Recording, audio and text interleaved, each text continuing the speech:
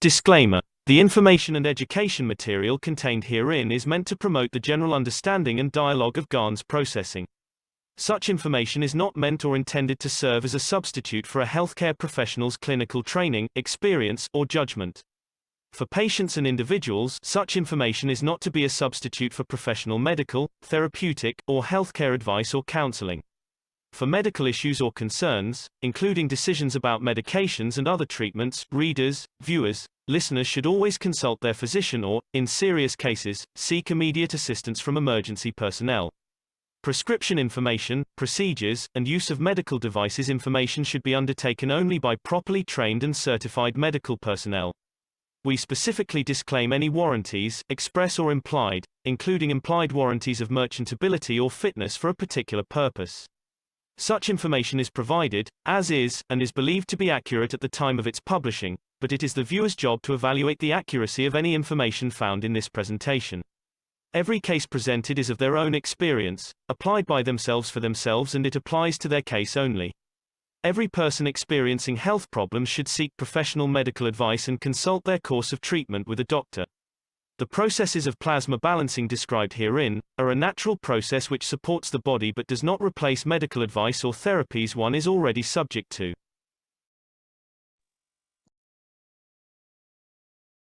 And now join me with a loud round of applause on the soul level for our beautiful teacher and the one who's going to be sharing more of this knowledge of creation, for his dedication, his wisdom, his insight, and so on and so forth.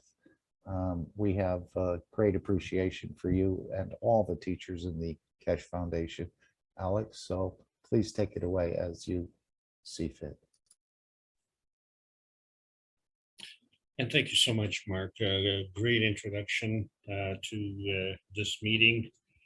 And as usual, you've given me tough acts to follow, but we're up for the occasion because it is a very special occasion. And as I said before, when your grandchildren ask you, where were you at this time in history? You can answer with confidence and knowing that many will not be able to answer that question, because we are at a momentous time in history. So this is the Keshe Foundation North American team meeting. And interestingly enough, there's very few of us here. It's mostly the international community. And thank you for the other continents for joining in, because that's where the true strength of this meeting comes to play.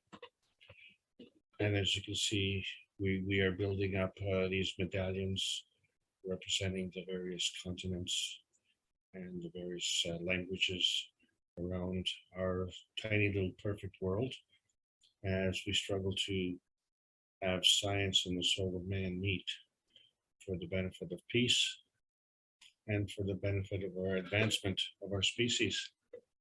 So this is the Keshe Foundation Spaceship Institute, Plasma Science. Our discussion is on basic Earth space, and the subject today is ecosystems. My name is Alexander. I am from Canada. It is June 26th, 2022. This is the Keshe Foundation North America Plasma Education Series.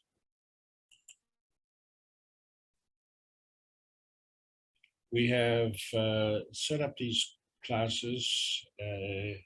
Initially, we were hoping to assist the Brazilian community in launching a kind of an education bridge, if you will, to try and make it easier to go through this over 3,000 hours of teaching. And we succeeded in doing this with the Spanish and Italian communities. And I personally never expected it to blossom into this type of thing, where we have been able to create almost an individual book, if you will, on teaching, understanding, knowing, and insight. And now we're involved with Earth space. And previously, each of these classes was broken up into basic, intermediate, and advanced. And so I point this out so that new knowledge seekers can follow this path, if you wish, to kind of help you fast track to catch up, or supplement the knowledge that you already have. And then, of course, it's also a way and means for new teachers to be able to convey information, because we are only right now at around 450 million knowledge seekers. And when I say only, it's because we are talking about the universal laws and the universal energies, and just the way the universe works, and on behalf of the Creator. And so as a result, we have had to review Earth space. And the reason we've had to do that is because there is a clear difference between the physical reality and the plasma reality. And too many are not grasping this point. So to reinforce this point and to assist those to grasp this point, we have had to clearly determine what is the difference between the physicality and what is the plasma. And we really did this in a way, in a lot of detail in the Knowing and the Insight series. But there's been a new aspect, and we had to introduce this Earth space series. And although we have, hopefully, about 6 classes planned in this basic series, this is the second and the last one that we're actually going to be dwelling on the physical reality, because we have to determine what this physical reality is, you see, because when you look at the books of Mr. Kesh, book number 1, The Universal Order of Creation of Matters and the Origin of the Universe, you see that there's a source and there's a soul, and then there's a link, as shown in book number 2, The Structure of the Light. And so how do these each individual ones work together? And so it comes down to basic math, because if you have 1 as a source, and if you have 1 as the soul, there's no room for the link, is there? Except in math, you have 1 plus 1. And how can you have 1 and 1 plus and only end up with 2? And so we've been living with this false misunderstanding. And that's why our portion of the universe is this tiny little red dot in the bottom right-hand corner of the rest of the expanse of the universe. And so today, we're going to drop this 2 dimensions. So when we talk about the surface to volume ratios, we have to talk about the 3 dimensions. And we still have this relationship of pi, which is a 3 and a little bit. And it still comes into our mathematical discussion. And we don't know what this little bit is. And because we're the ones who are looking at it, then we have to kind of fudge things. And so what we're seeing is that the original 2 dimensions, and this is the point today, are feeding dimensions. And what we are seeing is a 3 dimension, which is actually a feedback dimension. And since we are the observers, we are not in these 3 dimensions, right? We are outside of these 3 dimensions because we're observing them. It's when we become participants that we are participants of the 3 dimensions. But the thing is, we never said which 3 dimensions. And, you know, we never said, are there only 3 dimensions? And where are these 3 dimensions? All what we say is that there's a relationship where we have two feeding dimensions, creating a 3 feedback dimension. And we as the observers are observing this from the 4th dimension. And so the creation of our feedback dimension, which is the physical reality, stems from the 2 plasma feeding dimensions. And remember, a magrav is in a balanced position. But you cannot have 2 magravs the same. So there has to be a difference. And this is the gradient charge. And so this is how the currency of energy in motion is working. So last week we talked about money and how it's the currency of our society. So we all understand, you know, the giving and the taking of money, and the giving of money may be part of the earning, and the taking of money may be part of the theft. But it doesn't matter. There's a giving and there's a taking, and it has to do with money, and it's part of our society in our little tiny perfect world. But we as humans have a different kind of currency, and that is ATP, what we call adenosine triphosphate. And with the production of ATP, that gives us the energy to maintain our physicality in the physical dimension. So we have a societal dimension, a physical dimension, and we have a plasmatic dimension. And so we're talking about our relationship with these earth-space currencies. And of course, we all want a piece of that pie. So last week we talked about that, you know, you want to be a businessman? Well, you know, you have to pick the business. And generally speaking, that business has to then identify the market. And so once you have those 2 factors, 1, the business, 1, the market, now you create a mission statement. And it is with this mission statement that you make your business positioning. And so when we say that 1 and 1 is 2, yes, that's how you make your business positioning. But if you say that 1 and 1 plus your mission statement is more than 2, then you have to consider your ecosystemic positioning. So some people suggest that this may be your carbon footprint, but that is a very narrow-minded way of looking at things, very simplistic. We are far more sophisticated, far more complex, and far more stable than that.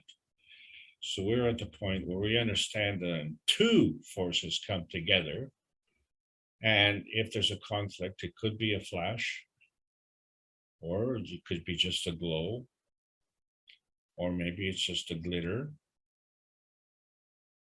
But wouldn't it be nice if it was just a shining example? A shining example of what is possible. And so when we look at academia, and part of academia is, of course, our currency of our society and understanding that currency. So we go through a business school, but that business school is skewed. And so if you are a graduate of that business school, you are highly knowledgeable about how to go bankrupt, because you see 1 and 1 is more than 2. And so this is why one man's garbage is another man's gold. So we have to understand, what exactly is it that glitters? So we're talking about a symbiotic relationship. We started out as being participants and observers. So we know what that means in terms of sports and entertainment. There are players and there are fans. We understand in nature that, some organisms have a symbiotic relationship between the host and the parasite, and they have the intelligence enough to keep both alive, even though the process of survival is at the expense of the other. But never mind. And then, of course, we have in our society, we have those who earn the money and those who are always looking for a handout. But, the original intent of the welfare state is to provide a safety net, a social safety net. And, the fact that some people use that as well, let's not make it a commentary. We know what the military industrial complex is all about, and we know that in order for them to exist, they need their enemies. So this is why war in our currency of our society is such an important component. And what we're trying to do with respect to this knowledge is we have a relationship between teachers and students. So in order for teachers to advance, they have to become students. And in order for students to become wiser, they have to be teachers. And they have to teach more students who can in turn feedback. But in terms of business, we only look at goods and services that we provide and the customers that we provide to. We forget about the environment. And so this is something that we really have to understand is what role our environment takes. So ecologically speaking, we see that we are affecting our environment. And so I'm not going to discuss the current point of view too much.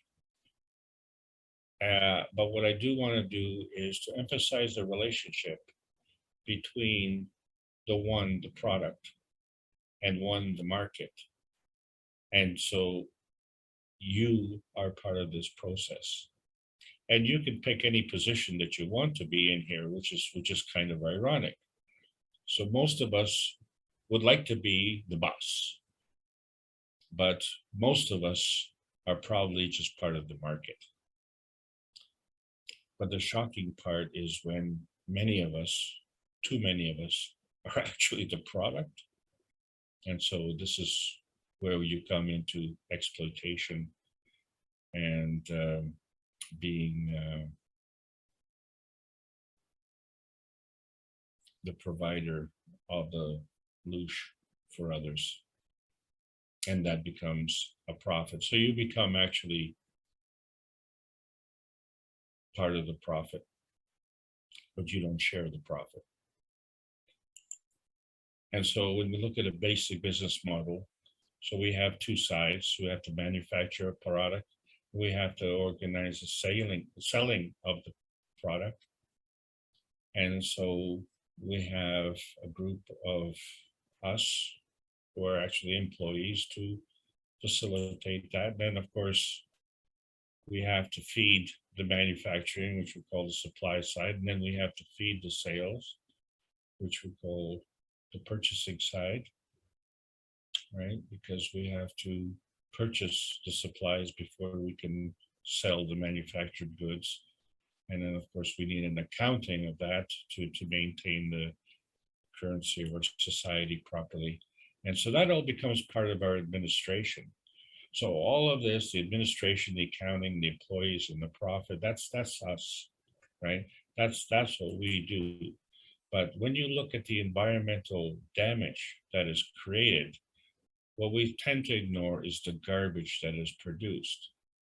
And so when you change the scene and you walk into a store, understand that it's possible that what you are looking at is garbage in motion. The products that are new and fancy in the store could be in the near future, garbage. The residue to create these goods is garbage. And when someone buys these goods,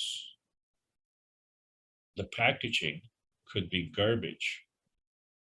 And then in fact, the product itself could end up being garbage. And so you find that at the top of the heap is the garbage, and you are at the bottom, right? So, as we said, what you see is actually a reflection, different from an emission, because an emission is what you are, and a reflection is what you don't want. And so we could say, well, these jeans are blue, but in terms of a reflection, they reflect what they're not. So they're not blue jeans. Well, they're not green jeans either, because that's what we're trying to do. We're trying to go green. Well, the way we go green is we outsource many of our products. So in other words, we take them out of our house. And so the supply, we may delegate. The purchasing and sales, we may delegate. And in fact, we don't need the garbage either. You know why? Because what we want the profit. Okay, and so we can sustain ourselves with the profit without have to worrying about the products and the market and the garbage. All we're concerned about is, all we're concerned about is ourselves, right? So that's one reference scene. But when you look at it vertically, you see that you have to take everything into account.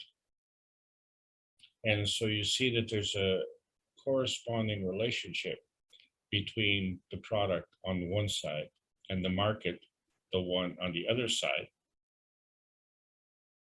And you find that everything in between is dependent on that, and that you can modify both sides, and it will affect the result in between. So you have one on one side, one on the other side, and when you put the two together, well, you actually get more than two. So it's not only profit, but it is garbage. And so you get both. So we now have a new reference scene. And we can say, well, what is the driving force behind our economic model? And so, yes, you are the driving force. However, what is driving you? So when you have this economic model, well, profit is kind of important, right? But what we're saying is that we could profit from our garbage as well. And really, it's much easier to produce garbage than to produce profit. But, if we can profit from our garbage, then those two become the driving force for you. So one, the garbage, one, the profit is more than two, and more than two is you. And so this is the new reference scene. And that's what you see. But what you don't see is the driving force behind each one. So in other words, there is a driving force for the garbage, which we know is the manufacturing and the purchasing. And there is a driving force for the profit, which we know is the product and the market. And now we know there's also a driving force for you, but that's you in the physicality. So there's another driving force. So this is what we're talking about. We're talking about the creation of the universe, because that is the driving force of how the universe is created. It exists from an energy, and this energy is always in motion. And it is not a concern of whether this energy is positive or negative. What is a concern is the charge of that energy when it's in motion. and all things are working in combination. So when we say in combination, did we say two, or did we say more than two? And so when we're looking at the universal order of creation of matters, the first thing that comes to mind, there are three. There's the matter, the dark matter, and the antimatter. So three is more than two. So what's the problem? Well, the problem is that you're looking at three dimensions and you're not part of those dimensions. So you're in a fourth dimension, and because you're the observer. And so, well, how do you interact with those dimensions? Well, this is the key. How do you have energy in motion? And that's what we want to learn, because the energy exists as a PM tick, which is the universal feeding energy. It comes in the form of a pack or a parcel, and it spreads out right across the universe. And at some point, it comes together as a plasmagen and converts with the combination of the principal matter, transition matter, and the convergence matter. And the balance of these, we call this a maggrav. And so because this is all coming together, that part, a maggrav, is actually a gravitational field. So we have a magnetical field of a PM tick's feeding, and we have a gravitational field of a maggrav, but we're missing the feedback, right? In order to understand the balanced position of the maggrav, you can't just depend on what is feeding. You have to have a feedback. So if you are the maggrav and your product is feeding you, and you are creating too much garbage, and that is your feedback, then you see that your relationship is dependent on the energy input and the garbage feedback. And this we call the inertia. And so our garbage feedback, of course, well, our garbage feedback is sometimes it's us. And so we become self-consuming. But sometimes it's the earth. Well, we still are self-consuming. But sometimes it's the universal forces. And then we become self-enhanced. And so there has to be a balance between the feeding and the feedback. The feeding coming from the PM ticks and the feedback coming from the environment. And so what do you get? You get a maggrav condition.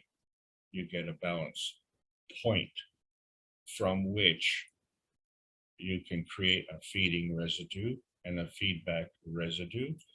Because you see, when you look at the feeding byproducts, and we've seen that in our GANS production, where we have a CO2 GANS or a zinc GANS, which affects our emotions. And you can't see your emotions. So you could say, well, that energy has disappeared. But we now know that it's also transparent because it's there. You can see there's a hole in the GANS, and that is your feedback. And that feedback is a feeding byproduct. It's a feeding byproduct. Okay. So you have the energy that produced the GANS as one, and you have a feeding byproduct of the plasma energy that produced the whole. And you are doing the looking. So you say, well, wait a second. We spend the vast majority of our time is identifying who we are, what we're doing. And you say, well, this is me. Well, okay, so if this is me, at that point, you've created a boundary and you say, well, this is me. So therefore, outside of that boundary, well, this is not me. So the moment you say, this is me, then that is your feedback. right? Because how can you tell that it's you without some kind of feedback telling you that it's you? And at the same time, if this is not you, well, that is another feedback. And so there's something in between, and we can't see what that is. And so from a business standpoint, this may be where we're, losing our money because we can't see how it's disappearing. And conveniently, we like to throw our garbage away. Where exactly is this away? Maybe someone can point out in the solar system where this away planet is. Maybe it's away is just another word for Mars, maybe Mars is away. Let's throw our garbage away to Mars. Well, some of us want to leave our garbage here and go to Mars, but that's another point. The point I'm trying to make today is that there is a fundamental principle of the twinity, where the plasma of the electron interacts with the plasma of the proton. And there's a relationship where one is stronger than the other. And so energy is transferred. And the combination of the two, the electron-proton marriage, creates an atom. So that on its own is a coexistence of two magraphs. So one the electron, one the proton, plus is more than two, because now you also have the atom.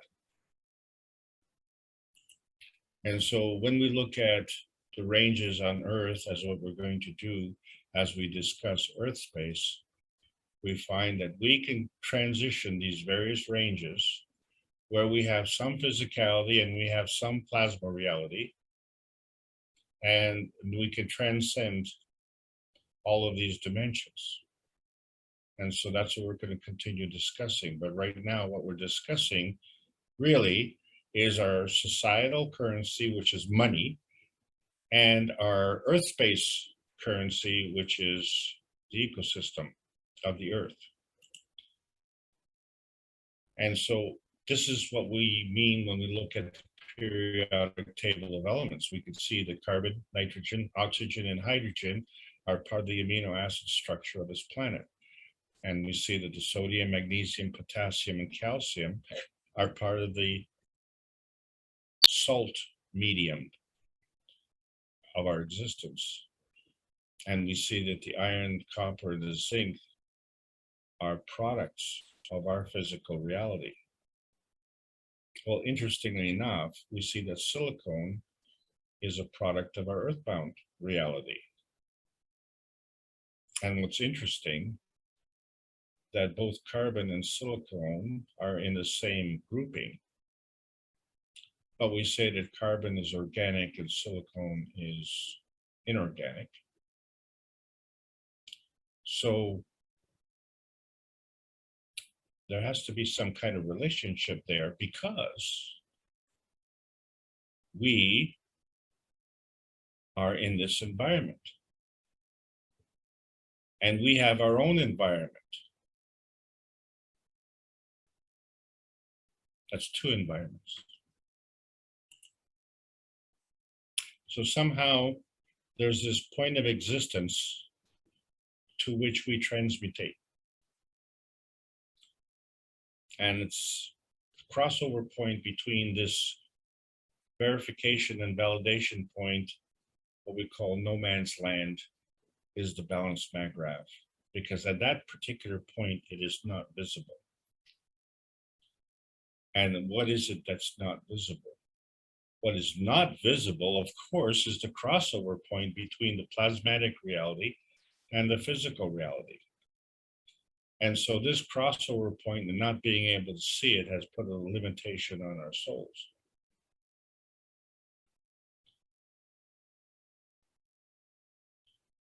How many physical realities are there? Well, if you ask that question, then how many plasmatic realities are there?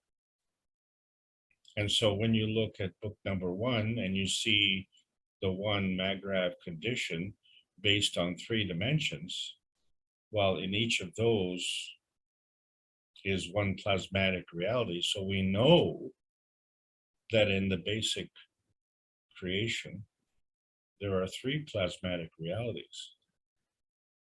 And so when we look at our physical reality, we know that there are 3 dimensions. Whoa. So 3 plasmatic realities and 3 physical realities. And so as a grouping, that's 1 on one side, and as a grouping, that's 1 on the other side. And is 1 plus 1 2? Well, no, because you are the Magrav. And so you are a manifestation of the plasmatic reality and the physical reality. You're more than just those 2. So now we understand that we can have both the plasma state and the small m matter state within the ranges on this planet. So if we can have those ranges and transcend those ranges on this planet, or maybe we can do that on other planets. So before we can do that, we have to understand what we're doing. And so really the question comes is, well, if the energy of the universe is part of the feeding system and our environment is part of the feedback system, so that feedback system is an environmental feeding. And that environmental feeding has contributed to our preference, and of course our sentimentality, to the Earth, right? Because we didn't go to Mars, we came to Earth. We're on Earth now, we're talking about Earth. And we want to be good corporate citizens, don't we? Because, you know, this is our home. And I think most of us would like a clean home. So you don't throw garbage in your home. But we treat our Earth as a garbage dump. And so when we look at the plasma science, so we understand the higher strength field feeds the weaker strength field. That's the basic plasma feeding rule. And then when you have 2 different plasmas and they are working in opposite direction, it creates a conflict point. That conflict point manifests itself into a conflict field. Okay, so you have 1 on one side, 1 on the other, and 1 in the middle. 1 plus 1 is more than 2. How much more? I don't know. All you have to know is that in the basic plasma science, these are magnetical field forces of attraction and repulsion. We call attraction gravitational forces. We call repulsion magnetical forces. And so the magnetical forces are doing the feeding and the gravitational forces are doing the feedback. Oh yes, because how do you know what to feed? So it's a 2-way street though. In other words, we have a creation and we have a decay. Those are unfortunate terms because they don't really represent. What we're talking about is from a balanced position, from a Magrav condition, the residue, which is magnetical, is an emission. And likewise, from that Magrav position, with the gravitational residue, that's absorption. So there's a 2-way street of emitting energy and absorbing energy. And so when we look at the model of nuclear decay, what we have to understand is that when we're looking on the left side, we have 1 neutron. And what we have on the right side is one atom. And when you look at the neutron, it has 3 plasma fields within the plasma field of the neutron. And when you look at the atom, it has a plasma field of the electron and a plasma field of the proton. And we've already established that the combination of those creates the atom. So we have one field neutron, one field atom. And then we have the release of the PM ticks. 1 plus 1 is more than 2. So this is the basic teaching in book number 3. And so we see that our little tiny perfect world is that little red dot in one corner. And then we see the vast expanse of the universe. And on that little tiny red dot is an even little tinier dot. And isn't it ironic that today there's a meeting? So that dot, regardless of how big or how small it is, has a dynamic plasma aura. That is the radiance from that dot. And so that radiance is what's feeding out, emitting. And at the same time, there's a feedback. And so it's feeding itself. But how can it feed itself that which is it's feeding? It has to get more. So what it's feeding as part of its radiance is the basic soul spectrum. And what it needs is to replenish more of that soul spectrum, and that becomes part of the feedback. But when you look at this particular model, what you don't see is what causes the feeding to be converted to the feedback, right? So the feeding radiance is 1, and the feedback radiance is 1. And so what you're getting is more than the sum of those two. And likewise, so if you have one plasma condition on one location, and you have another plasma condition in another location, and each of those is going through the process I just described, but collectively, the two of these interact. And so now you have where one plasma feeds to another plasma and the other plasma feeds back, right? And so that part in between, which we call this no man's land, is traversed by the PM ticks, right? It's no man's land because you can't see it. And who does it belong to? Well, you can't say that it belongs to the one on the left, and you can't say that it belongs to the one on the right. All what you can say is that this is a transition field.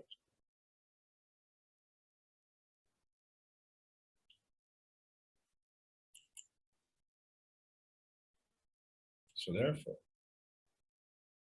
you have to look at a minimum of 2 plasma fields, where each field creates on its x-axis energy and motion, each field on its y-axis creates an emission of energy, and each field on its z-axis absorbs energy.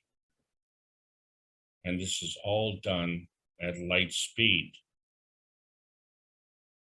We didn't say which speed, and we didn't say which light. What we did say is that there is a plasmatic symbiosis where 1 and 1 is more than 2. And the sum of that plasmatic symbiosis is the manifestation point. And so from the point of business, what we care about is our profit. But if we take into account our environment, then we also have to take into account our garbage. So our garbage is one and our profit is one. And the net difference is more than two, and that's you. And this is why when we look at our Earth space, we see that we have two rotating hemispheres, and they're rotating in opposite directions. And that's why here in North America, we always say the South Americans are upside down. And you know, that's not a problem. That's just a reference. It's a reference point, because as the Earth is turning, all of us have our feet on the ground. So that means the entire Earth space is one magrab. It's a balanced field. And as a balanced field, you don't see it. What you see is the manifestation of these two hemispheres coming together. If these two hemispheres weren't coming together, where you have one northern hemisphere and one southern hemisphere, what you have is the manifestation of Earth space, which is more than two. And then on this Earth space, you have us. And we're not part of that equation. We're in a different dimension. We're only talking about Earth space, right? So the Earth space is going through creation, which is coming from rays in motion. And rays in motion are representative of energy in motion. And so in our Earth space, we have a natural decay because it's going to a lower energy field. And through that lower energy decay, well, we're actually creating an Earth space. And so that's what we're creating. But that becomes a feedback point. And so that feedback, well, it's energy in motion. So that's part of the decay, the release of the PM tick. And so that feedback becomes a feedback byproduct. And that byproduct is feeding us. And that's part of the natural creation. So our Earth space, our environment is balanced between two energy fields. And there's some kind of bonding in between. So we have the one energy field as part of the creation side of a higher energy, and we have another field as part of the creation side on the lower energy side, and then we have another field in between. 1 + 1 is more than the 2. And how much more? Well, I'm not exactly sure. But what we do, we call that the covalent bond, which in effect is the crossover point between the plasmatic spectrum and the physicality spectrum, you see, because the plasmatic transfer of energy is going from one field to another. And every time it goes from one field to another, it has to cross over. And at that crossover point, that is not visible. And so we call that no man's land. We can't see it. But we know it's there because we cross over, right? It's like you're on one side of the valley and you cross over to the other side of the valley and you say, well, how did you get there? Well, there was a bridge. And you say, well, I don't see the bridge. Well, there must have been a bridge because I'm on this side now. And so that's the point. There is a plasmatic side and there's a physicality side. And somehow there's a bond. And so now we understand that there are other factors that we have to take into account. So as businessmen, we can't just look at the one side and say, you know, you want to be big business. when, you know, the profit that you produce is a percentage of the business plus the garbage.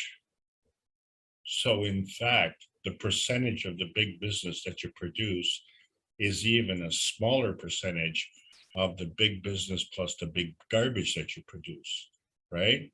Because now your percentage is of one, the big garbage plus the big business.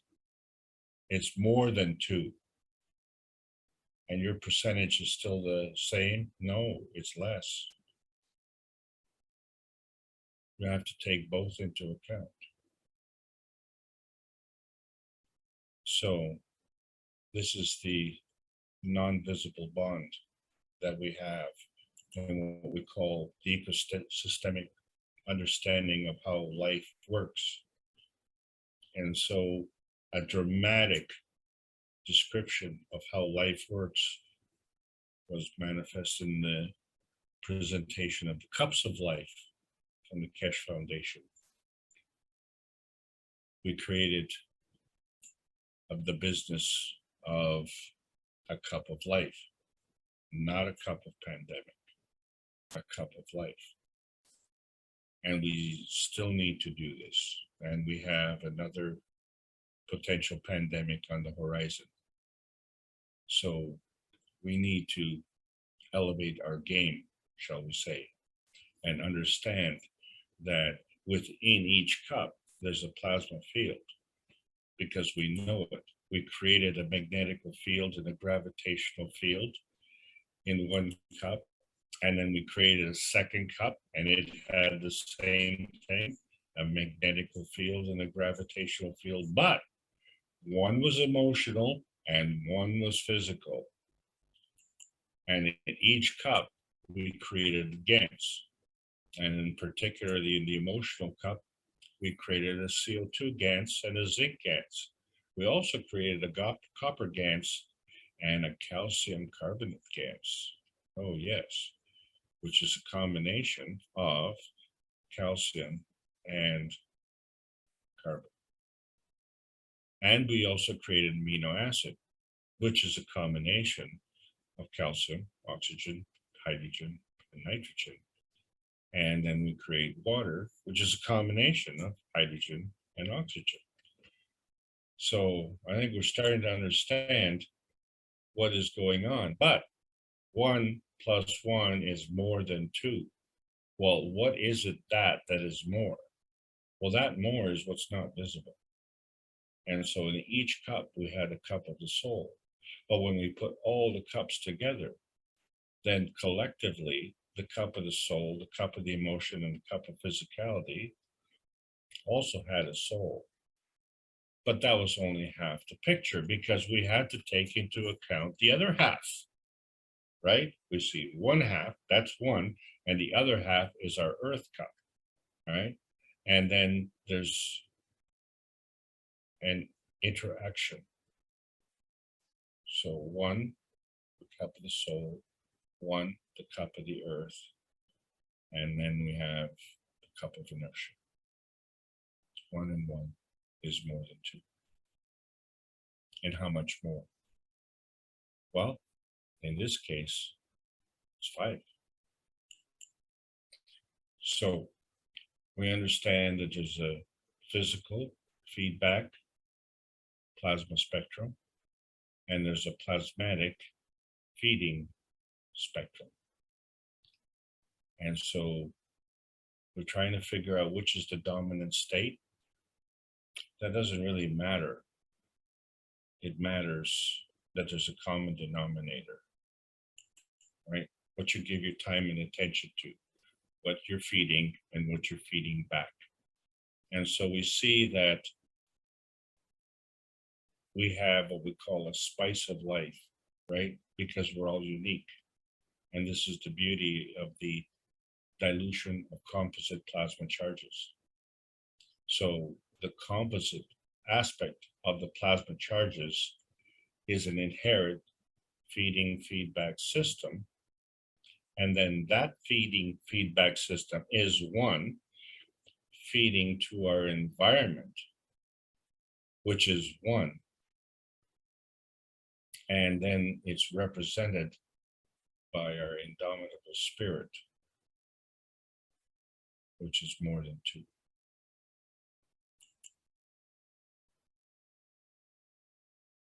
So there is a plasmatic state and there's a small m matter state. And so the plasma state is gravitational, the home of your soul. And the small m matter state is magnetical, is the home of your environment. And there's a crossover point in between. So there's a transmutation going from the transparency point to the manifestation point, crossing through the vanishing point. And there were various ways to do that. So the thing that we need to know is that there are universal laws and that we have a universal role. But interestingly enough, there are universal community members who also have universal roles. And so to help us understand, we have the vertical enhancement unit and the horizontal enhancement unit, and we have other enhancement units. One of the enhancement units that we need helps us deal with the school of hard knocks, right? It's a different kind of business school where you have profit on one side and moral bankruptcy on the other side, right? And so it's very easy, sweep the garbage under the carpet, right? Out of sight, out of mind. And, the earth is a pretty big carpet, right? But when we're doing this, what we're doing is actually binding energy. It becomes a manifestation point, whether we want to recognize it or not, because we as one are witness to the expense of others as one, the shall we say, the target. And what we have is more than the sum of those two. And it's at a very low energy. And so when we're talking about plasma and someone is new, what we're talking about is understanding our earth space. And within our earth space, we have different kinds of energy states. And as we understand those different kinds of energy states, then maybe we can understand how we can transcend this earth space and transcend beyond the limitations of science. And this becomes very important because you see, the scientific community is abdicating the responsibility when they don't know. That's what they say, and they seem to accept that. And the spiritual community, when they say they don't know, it's because they don't want you to know. And so what we are doing is adding the two scientific communities together with the plasma science and adding to the knowledge. And now the question then becomes is, at what rate can we transcend and, shall we say, go into this awake state? Because the awake state is our earth space. But what really is the awake is to the dream state. Now we say the dream state is our sleep state. Well, you know what? The dream state is our awake state. But we have to understand our earth space before we awake to what the plasma science is all about. So through the plasma science, we can understand how we are able to progress from the earth space. But to what? What's the next step? Well, the next step is really only our inner space. And we will be talking about that more as we try and understand what it actually means for our earth space. Because it's in our earth space where science meets the soul of man.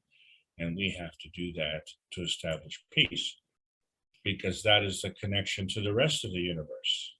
So if we know how to establish peace in our earth space, then we will know how to connect to the rest, because that is the main rule. And so when we look at our soul sequencing and how we travel through the universe, we have to understand that 1 + 1 is more than 2. So the soul of the sun plus the soul of the earth attracts the soul of the man, right? So you have a convergence of forces coming into a magrav, which you call the soul of the man. And so now the magrav of the soul of the man and the soul of the earth attracts the soul of the body. What? That's another soul. So there's 2 souls. And so the soul of the body also interacts with the soul of the earth. And that manifests the physicality of the body. So this is the default pathway. And so all we're talking about is our earth space. And the reason we're talking about our earth space is we don't want to talk about that anymore. Once we understand what it is, then we have the description of the physicality of our body. And so then we know what is us and what is not us, and what is physical and what is plasmatic, right? And then we know that there are ways and means to transcend these various energy states. So we know that each energy state is different by at least an order of magnitude. The higher feeds the lower. We have creation and we have decay, but we also have a catalytic kind of energy transfer. And we really haven't talked about that yet. And then we find that the higher the energy, the higher the transfer rate. And it too is done by many orders of magnitude. So we find that the plasma itself can absorb these fields, but then the plasma itself is a barrier of fields. So then what we're saying is the plasma field absorbs fields, and the plasma field is a barrier of fields.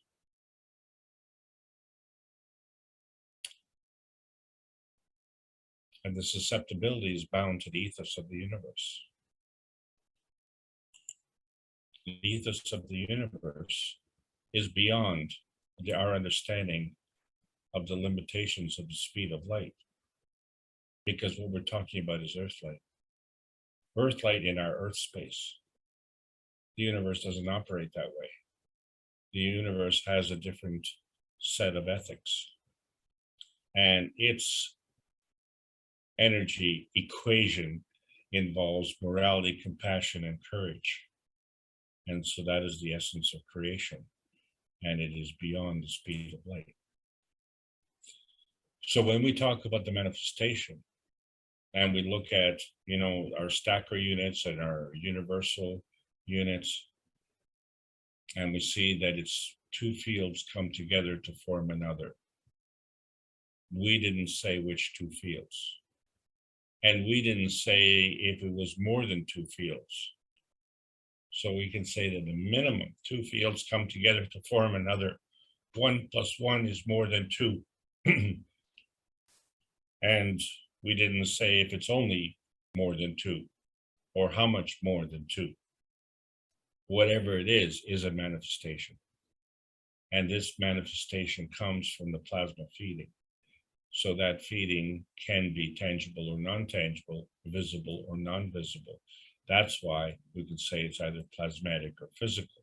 But when we say a plasmatic reality, we now know that there are more than one plasmatic reality. And when we say physical reality, well, we know there's more than one physical reality. So, we have this problem with manifestation where, if it's touchy-feely, well, if it's touchy, that's kind of physical, but if it's feely, that's kind of emotional. So then we find, well, wait a second, so that the emotions of presence is also a form artifact of what? And what we've been talking about is energy in motion. And wherever that form artifact is, whether it's in a plasmatic reality or whether it's in a physical reality, is a manifestation point. So the truth about this vanishing point is the moment you say, this is me, this is not me. You can also say, this is not my garbage. This is my feedback. And outside of this feedback, this is my garbage, right? So I'm taking my garbage, which is not my garbage, and throwing it away. That's my garbage. My garbage is away. But that way on the right-hand side is also a way on the left-hand side, right? Because outside is your garbage, and that is your feedback. No, this what's in the middle is not my garbage. Well, wherever your garbage is, it's your garbage.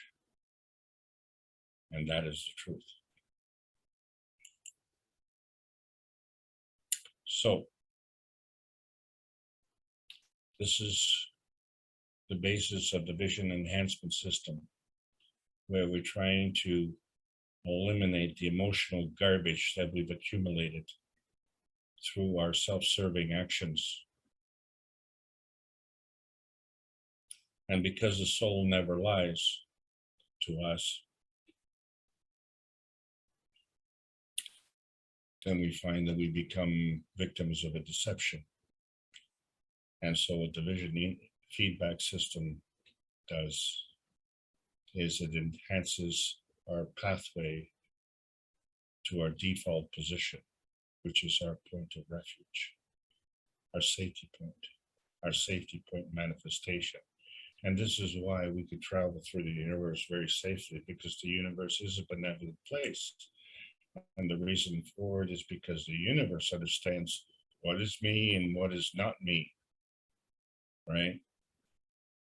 They know what is the environment, and they know what is their place of safety, and they certainly know where the garbage is.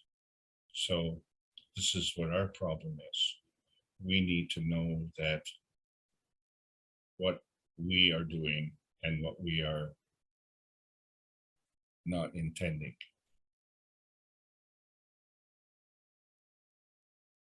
And sometimes what we are not intending ends up fooling us. And so we find that we are trying to create something, and in that process, we create garbage. Well, this is one of the beauties of the peace dome. You see, because the peace dome is the difference between what we're talking about in terms of dematerialization and materialization, right? The peace dome is representative of what's going on in the universal community. And so to transcend to the universal community, we will be talking about dematerialization. What we've been talking about today is only materialization, the manifestation point of what we're doing and creating within our environment, which for the most part is garbage. And this is a sad state to be in.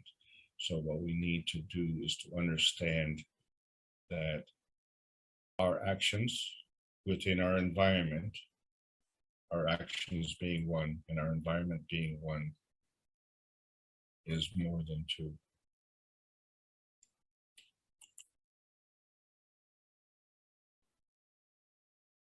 And so this is what we need to do. We're at an existential crisis where we need to default to normal. And normal is the harvesting of the plasma energy of the plasma universe without creating garbage.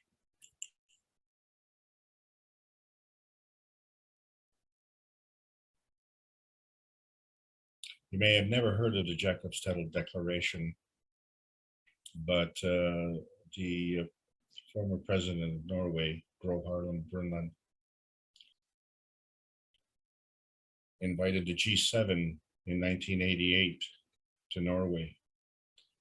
And the Ecosistemas Declaration was unanimously accepted. And then 4 years later, ironically in Rio de Janeiro, another G7 summit, and George Bush said, we can't afford ecology. The Ecosistemas Declaration said, no economy without ecology.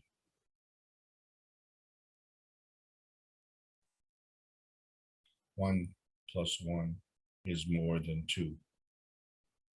If you don't take into account one, you can't take into account the other. And if you don't take into account the other, you can't take into account one. You have to understand the connection.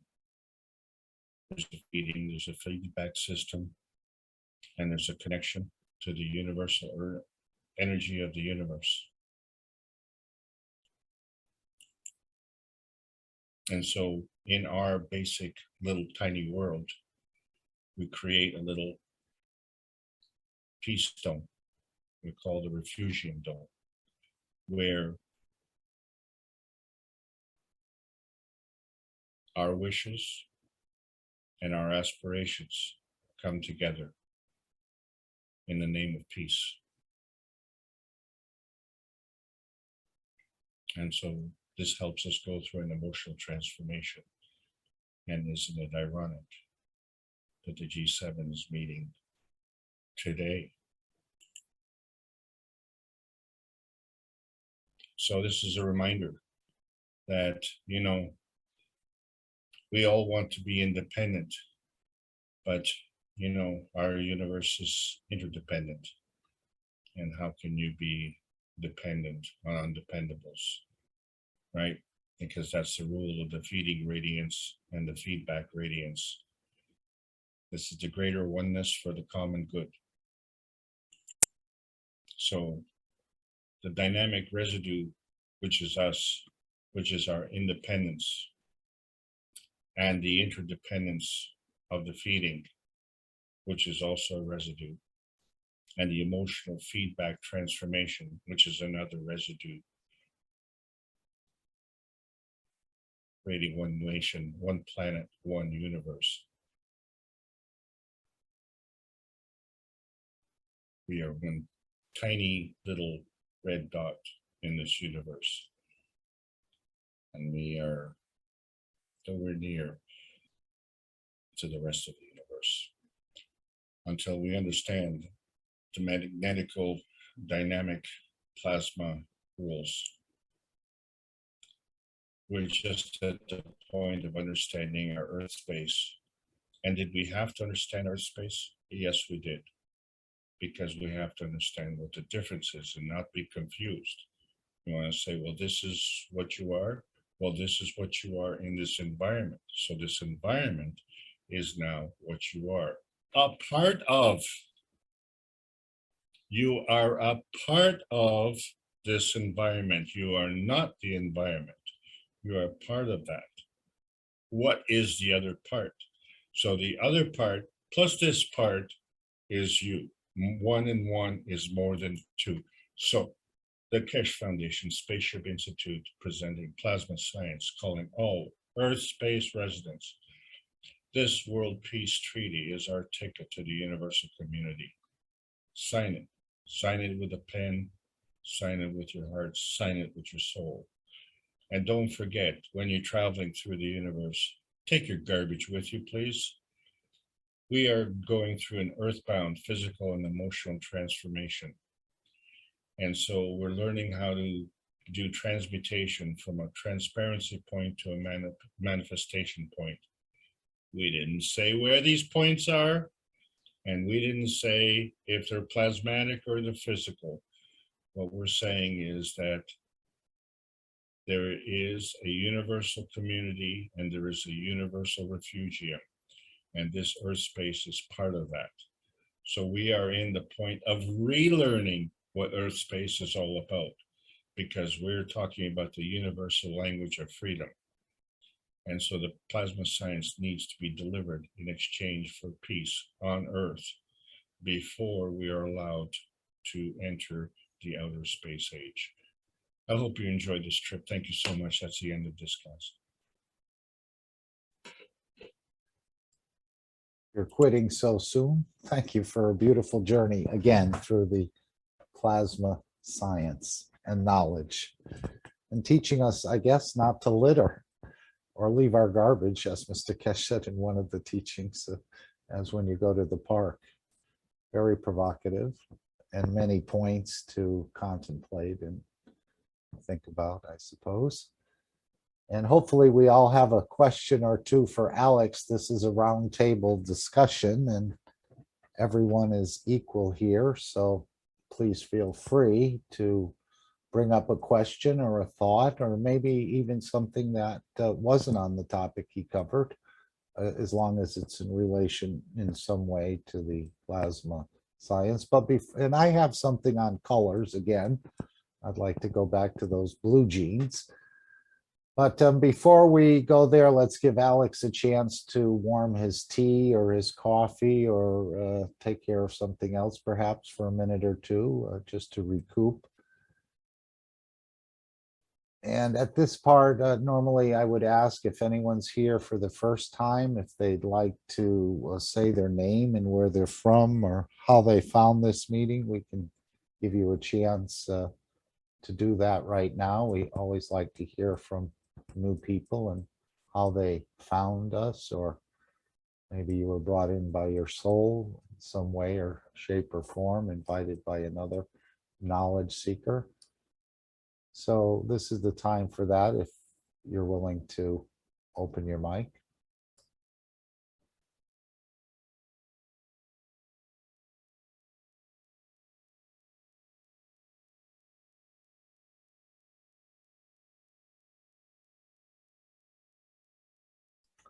Okay, if not, I guess we can have at Alex for a moment or two, or a few questions. Would anyone like to ask a question? 1,000 thanks, as Lissy said, Alex, for increasing our knowledge more and more. Diane as well. Thank you, Alex.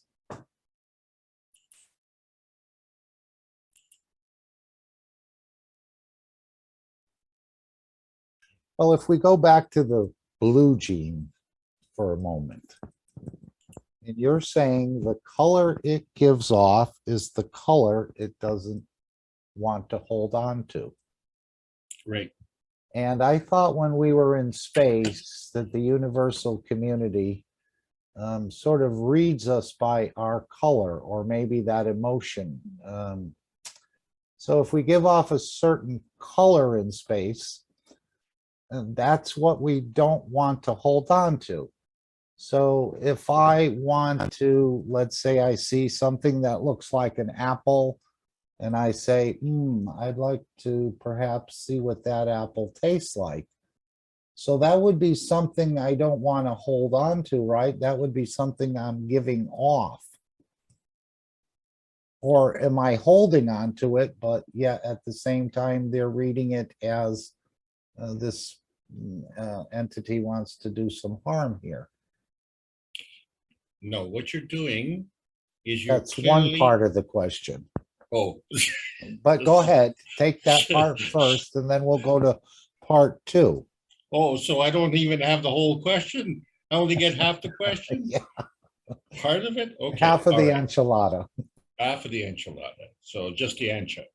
Okay. So what you're defining is Earth space. And Earth space is at the lower energy level. And when we say a lower energy level, that doesn't mean that it is not desirable. Lower energy does not mean undesirable. It just is a manifestation in the physicality. So what you have is a compression. And at that point of compression, you can't take anymore because you already are what you are. But when you expand and diverge into a higher energy field, then you have more room to move around. And so you're not retaining, you're not bouncing anything off. You are absorbing and emitting those higher energies. You are not absorbing and emitting the lower energies. Let me put it to you in another way. There are certain energies that are coming to this earth and go out and go around, but there are some that just go right on through. They don't even stop to say hello. We call them gamma rays, right? X-rays are a little bit different, right? They don't do anything with our GANs, our blood system, our lymph system, but they do a lot with our bones. And our bones are very physical. They're part of our skeleton, and they're also part of our skull. And so we see that our bones, this is how we know what our bones look like in living color. When we look at the X-rays, we can see that the bones are in the inside of our body, but in our skull, the bones are on the outside. And then we have another field around, which we call the skin. And that skin is a physical manifestation of who we are. So we are not our skin, right? So what we're seeing is what is being reflected. That's why we can see it. You can't see what is not being reflected because it's gone. It disappears. It's absorbed. You can only see what is being reflected. And what is being reflected is in so many ways what is not us. So what is the difference? The difference is that we can hide behind our skin and say, hey, you know, this is me, but what you're seeing is not me. But once you get into a plasmatic state, you no longer see that skin. You're seeing something else. So then you say, oh, I see who you are. You can't hide from me. And that is just one energy level higher. This is where the nano at order of magnitude and the GANs at 2 orders of magnitude minimum have a higher energy field. And so when you look at the GANs, you see that the GANs is a natural lie detector, right?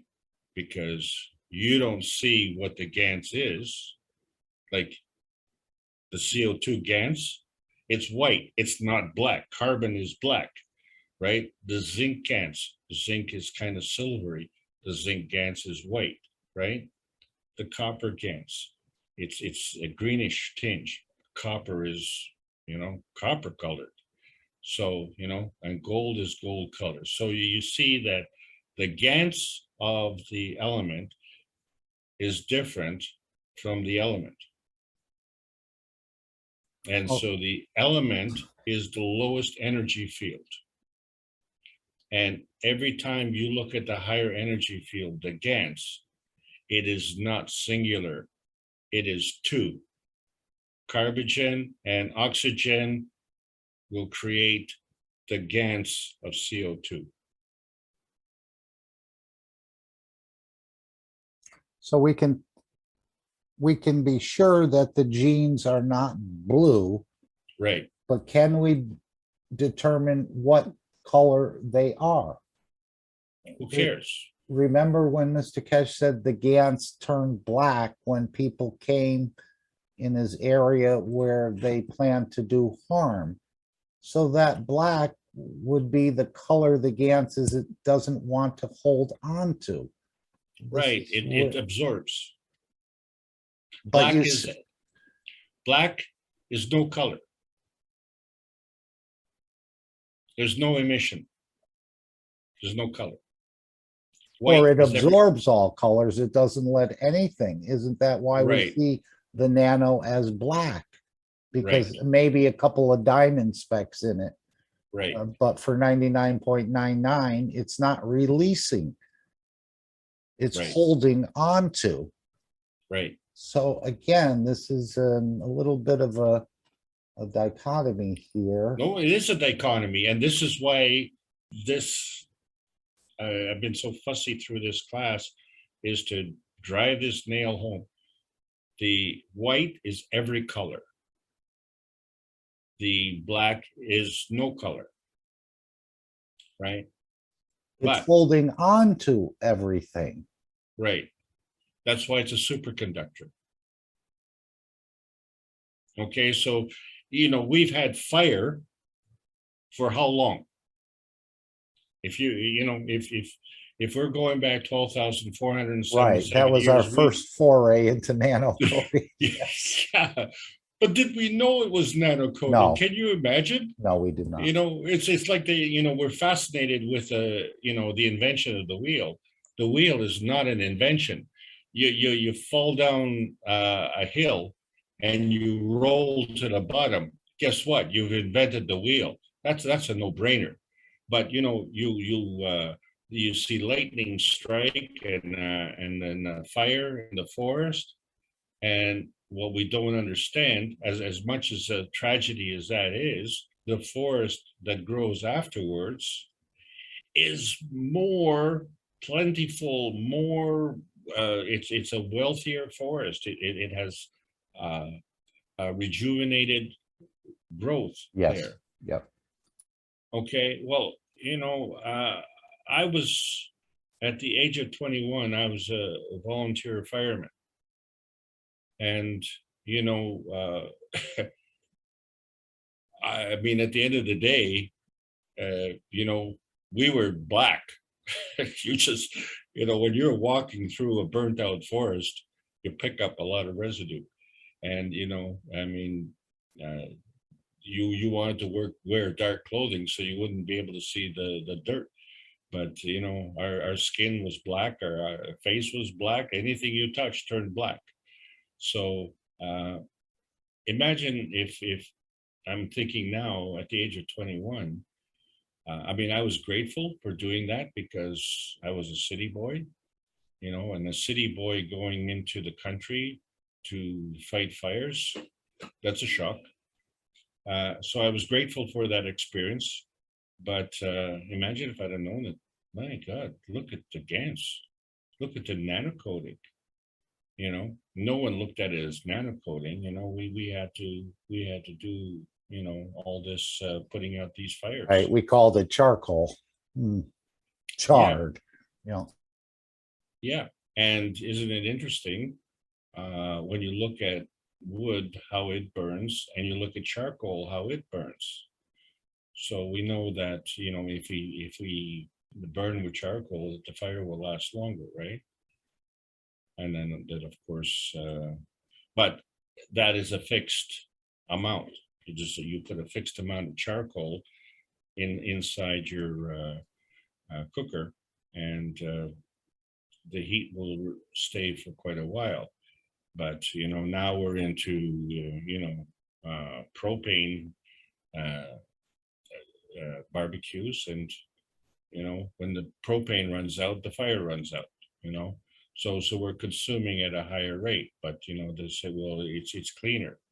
Well, no, it's all the same. Because don't you see the grill marks on your steak? And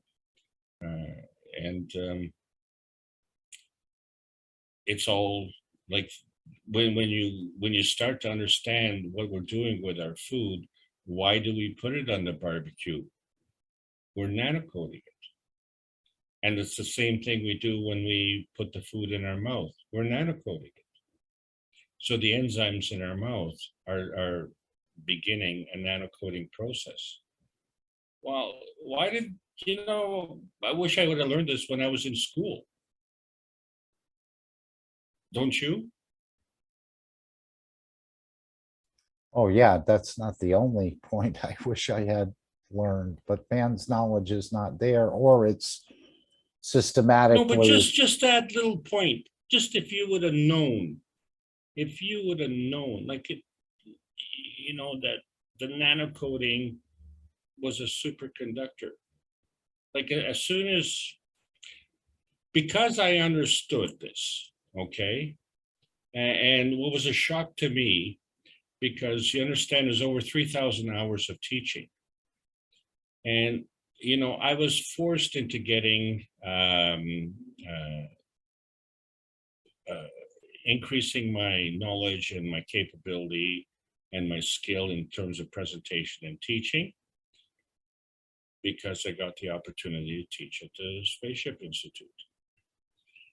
And so one of the first things that I had to determine was what it meant for nanocoding. And the first thing was that there was the regular equation, voltage equals current and times resistance. Well, the voltage was low, the current was high, and the resistance was zero. Well, if the resistance was zero, then how could that, you know, that equation didn't work? So right away, I knew that Ohm's law didn't work. So then it's, if Ohm's law doesn't work, that means you've got a superconductor, right? Because Ohm's law has to do with resistance. So if there's no resistance, that means it's full on conduction, right? Well, it's a So, superconductor and a super resistor. well, that's the other thing. See, now, you know, as we went through the classes, then that became the opposite thing. So one, the superconductor, and one, the super insulator, what have you got? You now have a MAGRAPH. 1 + 1 is more than 2. Okay, so at that point, I was forced to say that. And then what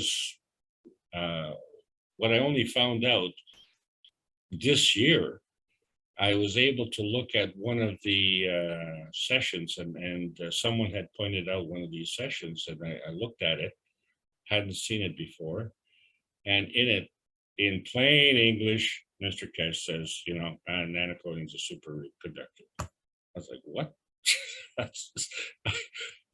That was when I first heard it. I heard that like 2 years after I did that class. And the GANs as well. Well, once you've got that, then you go to the next level, right? Mm-hmm. And then what is the level after that? So, you know, and then if you look at your piano and you say, well, there's a high note, there's a low note. Does that mean there are no notes beyond that? And how high is the high note? And then you find, oh, well, there are harmonics. Well, do those harmonics matter? Well, yeah, which is why, you know, we were so crazy for digital music, and now we're going back to the analog, right? Because the analog includes the harmonics. The digital is only looking at one, right? So one, the frequency of the sound, plus one, the harmonic, you know, gives you the fullness of the sound, right? The tonal quality, what you call it. So 1 + 1 is more than 2. And so that's what the analog does. So now we look at one more thing, and maybe I'm answering your question already. The eye, the way the eye moves. The eye moves digitally. So what's in between? And what's in between is the blur fill between the two digital points. And that blur fill is filled by us. So if you know, let's say you're looking at a scale of 1 to 10.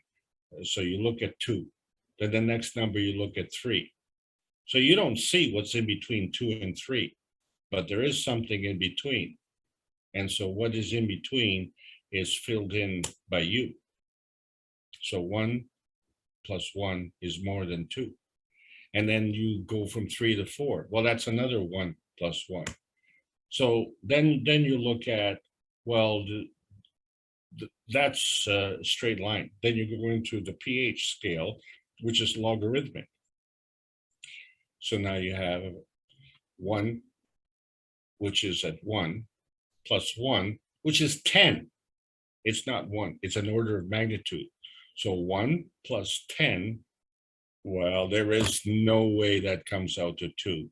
That's going to be more than 11. You get my point? And so this is where the plasma science is now explaining things. And now when, we look at what conventional science is saying, oh, well, I don't know where you came from. There was a chicken, there was an egg, it's a duck, walks like a duck, must be a duck, who knows? And those are unsatisfactory explanations. Now we can explain these things. And when we explain them, there has to be a consistency, a continuity, and there has to be an accuracy. And in the time I've been with the foundation, I have never seen any inaccuracy. So everything that we are doing, advancing in terms of technology, is based on sound principles. You know why? Because you have 1, your point of existence, and you have 1, your target point, and the sum of those 2 is your product. And so we created the universal enhancement system, and guess what? It works. Well, that is your verification and validation, isn't it? That's your scientific verification and validation. And then you take that, and then you go to the next level, and you say, we have a space unit, and did they go? 66 people went into outer space, all safely. How does that happen? And I just want to bring the reactor group, thank you, Alex, in this week. I thought it was quite interesting in part of this week's Kesh Plasma Reactor group, where Gianni brought in this working with the bees in the plasma water. Thank you, Lissy, for putting it into the Kesh American Knowledge team, where you can see that, or it has its own YouTube site, I guess. But very interesting how he said now the queen bee can sense a person's intentions from a kilometer away from the hive. Now here she is probably in pretty much low light or no light inside the center or wherever she resides within the hive. But yet, as you approach that hive, even if you didn't know it was there, let's say you probably can't see it from a kilometer away, the queen bee can sense your intentions. I know Mr. Kesh has told us to practice with the GANs and things to sense the different feelings or sensations we get from it, but he said that he can hold a diamond. Of course, he worked with diamonds from the mining to the retail end of it, but he can take a diamond and put it in his hands, and he can sense whether that diamond came from a river, a deep mine, or an ocean.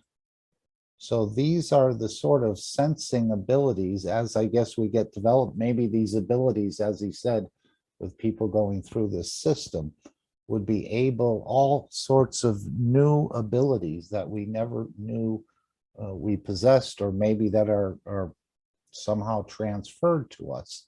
But I think we probably possess them, but we're not aware of it.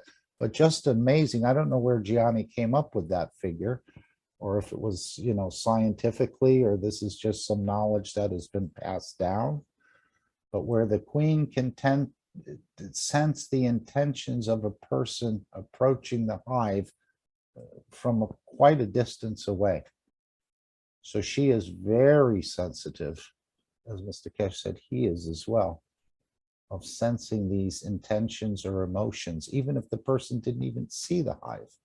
And this is what you were saying about the universal community, right, Alex? Mr. Kesh has said as well, where they can sense your intentions. Exactly. Yeah. Yeah. And they don't have to see you. So, as a man, we understand men's jokes. you know, and we really discount women's intuition, you know, assuming that we don't have any intuition, right? But you know, the reason we downplay our intuition is because, and we allocate it to women, is because the intuition is kind of a, you know, it's kind of a point of weakness, right? It's a it's an unfounded knowledge, We're right? seeing through the eye of the soul. As Mr. Kesh said, the person will get his physical sight back, but also this enhancement of the eye. He's seeing now through the eye of the soul, or that's what happens when you go into the enhancement system area. Well, yeah, and the man, you know, the macho man is more physical bound, you know, so the woman is considered as more emotional. So it's okay for the woman to have, you know, intuition, and that's fine, you know, but don't men mustn't have an intuition. You have to proof, show me, you know, it's got to be there. But you know, when you get into this science, you have to use all your faculties and you have to take all the things into account. So your decision making is based on your scheme. If you have too small a scheme, you might miss something that's critical. But if you have too large a scheme, well, you're never going to finish anything. So there has to be a balance. And at some point, you know, that balance is going to be our manifestation point. And is that going to be adequate? So what we've now found is that our manifestation point on this earth space has been inadequate. And it's caused us to be, well, to eat other creatures. Yes, And so how do Mike, we graduate from that low level activity? well, if you're not hungry and you're absorbing more fields, you probably wouldn't want to eat another being. You wouldn't, it would be repulsive. I think that's what he said about people processing through this unit. I know Galib said that he had a harder time. He was eating, but it's just like he didn't want it anymore. He almost had to force it, and then he didn't have a great feeling about it afterwards. Micah put in the chat, incredible. I didn't know about the queen mark. Bees are incredible species. I heard from Venus. Well, I don't know where that came from, but very possible. We're going to be meeting many of these other entities. Lissy has put in the chat, if we change the ecosystem, we do not eat each other. We find the balance between beings. It is a great step towards peace. Let's change the environment. Thank you, both Mike and Lissy. Anyone else would like to bring something, or Alex, did you finish on that? Well, I only answered half your question, and I just want to say that these last two comments were brilliant. Thank Yeah, you. right in line with everything. So when we look at the GANs and it's green, that means the GANs is not a greenish bluish color, or a variation of greenish bluish, depending on when you made it and your intentions and the fields and the environment and so on. So that's the color the GANs is not holding. Right.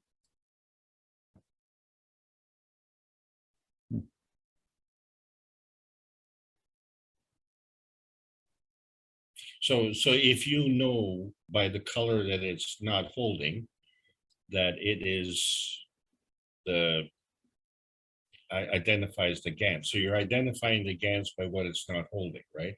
So if that particular GANs has changed its color, and we know that the CUO GANs can change its color, that means it's changed its environment. So in order to manifest in that environment, then it has to not hold on to something else until it can get to its normal balance point, right? So we don't sit on that balance point. We move beyond our balance point or short of our balance point, right? Through our activities. So this is why, you will find that certain plants will grow in certain parts on the earth. Because you can say, oh, well, it's the earth environment. Yeah, well, that's that the whole earth has this environment, but there is a specific environment in one zone, there's a specific environment in the other zone. And what that environment zone is doing is a feedback. And so in that feedback, it becomes a feeding byproduct. And so it's feeding to that plant. What are the plants doing? They're responding to the environment, aren't they? And if the environment is not conducive to them, they are not going to go there. They're not stupid. They go to where they're welcome or where they're called for. And that's the same thing with us. So if the plants are called, and that's what they do, they go, and you understand that plants are metal factories, right? They absorb elements. So each plant is called by the earth space to clean up that particular element to progress towards the balance point. If the plants are called to progress to that balance point, now you understand why we are here, because we've been called here to progress to that balance point. And you understand that this earth space can function very well without us, right? Because the earth space doesn't need our garbage. So we have just misunderstood our purpose. And in many cases, too many cases, we've abdicated our purpose to the point where we're saying, oh, I don't know what I'm here for. And when you look at your life and you say, well, this is my life. And it's really, that's why you came here. That's why you were created. That's why you traveled all the way from wherever you were. You came here for that. And then at the end of your life, you're just saying, well, that was pointless. Well, it's not pointless. We have a purpose. And our immediate purpose is to understand our purpose. And as far as this part is concerned, this is part of our Earth space purpose. We came here to Earth space for a purpose. We didn't come to Mars space. We came to Earth space.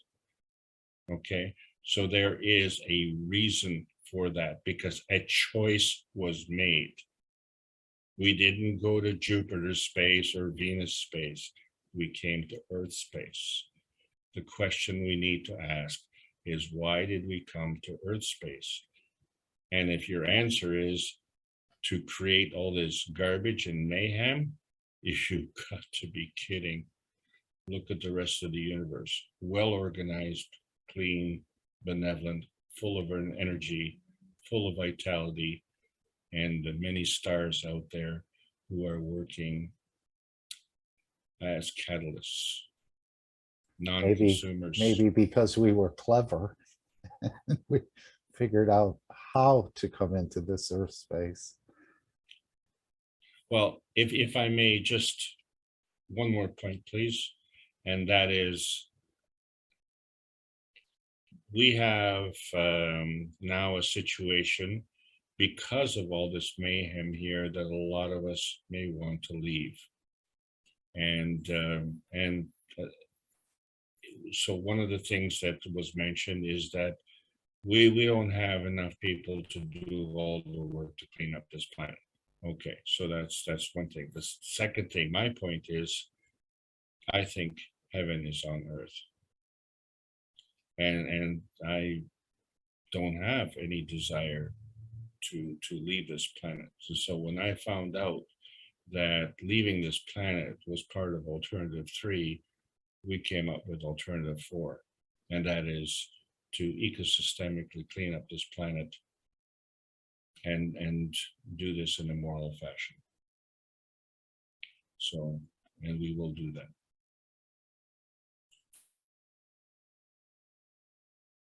Okay, It all depends on what you want to do and where you want to go. But I think he said it's so beautiful once you experience it. It's like getting that new job that you said after you get it, you said, gee, why did I wait so long and put up with all the problems with the old job when this one is so much smoother and so much better? But I clung on to that old position. But again, everyone makes their choices of what they want to do. And we'll be bringing back some of the technology here. This is the most beautiful place in the universe in the matter state, as it was spoken to us. And apparently the milk and honey has arrived.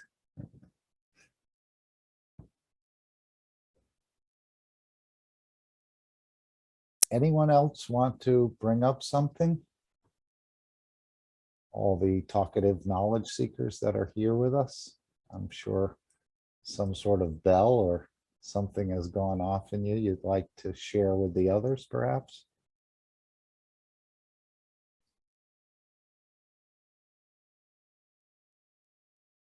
You've overwhelmed them, Alex. You must tone it down a little bit. Oh, I can't tone it down. Mr. Kesh keeps racing ahead. Well, You Rick know? experienced that in the last workshop. He said there hasn't been a workshop in 437 workshops where at the end no one had their hand up and no one was ready to voice a question. So he said, I think you've satisfied all the attendees, let's say, participants. Same here, perhaps. Well, you know, this knowledge has to sink in, and because the words have meanings, and in our society we use double entendres an awful lot, you know, and euphemisms. That doesn't work in science. You know, words have meanings, and then they convey a lot of thought behind those words. Otherwise, those words have no meaning, really. You know, why would you have this variety of words when each word, you know, if each word had the same meaning? It doesn't. It has a different context. So words have meanings, and substituting one word for another doesn't change, you know, doesn't change the idea. So what we are needing to do is to be more precise, and we need to be more responsible, and we need to be more aware of our positioning. And in order to do that, we have to start asking different questions. And so that question is, what exactly am I positioning between? So if my manifestation point is beyond, is manifest by 2 points, what are those 2 points? And if in our limited learning capability, we decided those are the points that create our manifestation point, and then you put that to a test, and when you find that in that test, that's not that manifestation point, it's a different manifestation point. So then you say, you know, my understanding is not true.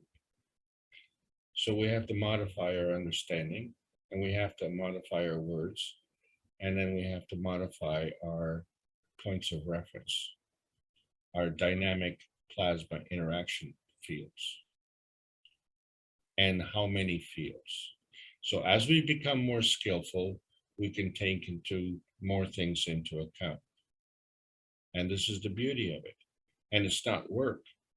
It's in fact, it becomes a pleasure, because doing anything well is satisfying.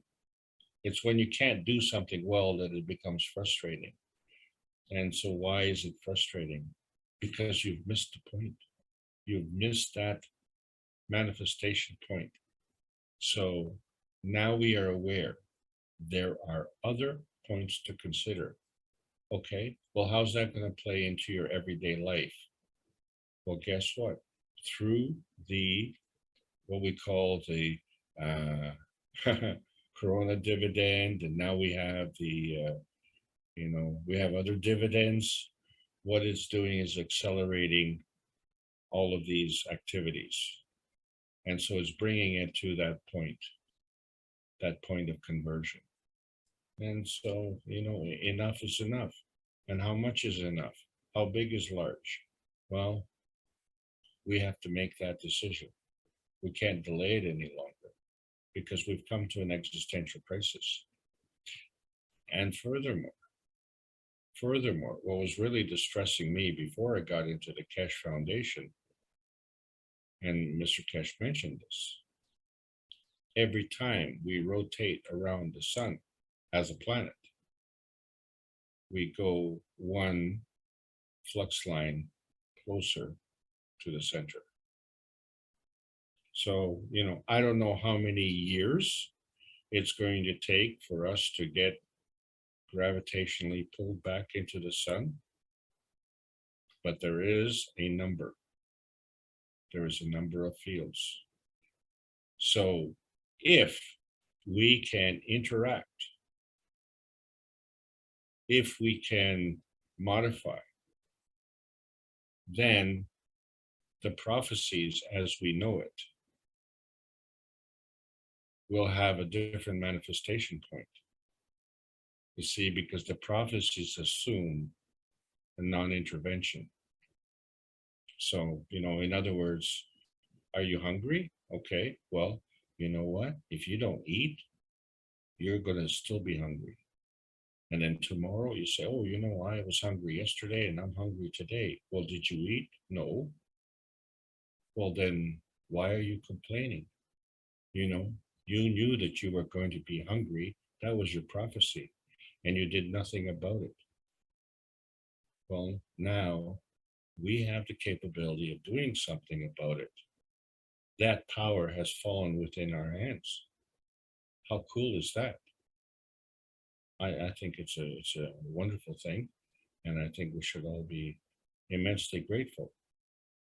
But then on the other hand, it necessitates us to get to work and do things. As one of the songs said, what's cooler than cool? Ice cold. If I could take the screen for a moment, and then we'll come back to you, Alex. I just want to review some of the things we talked about earlier for those who may listen to this broadcast in the future, and people can also again put together something they'd like to bring or ask Alex in the next couple of minutes, if you would, and I'll read what Jefferson as well as Lissy put in the chat from Hassan.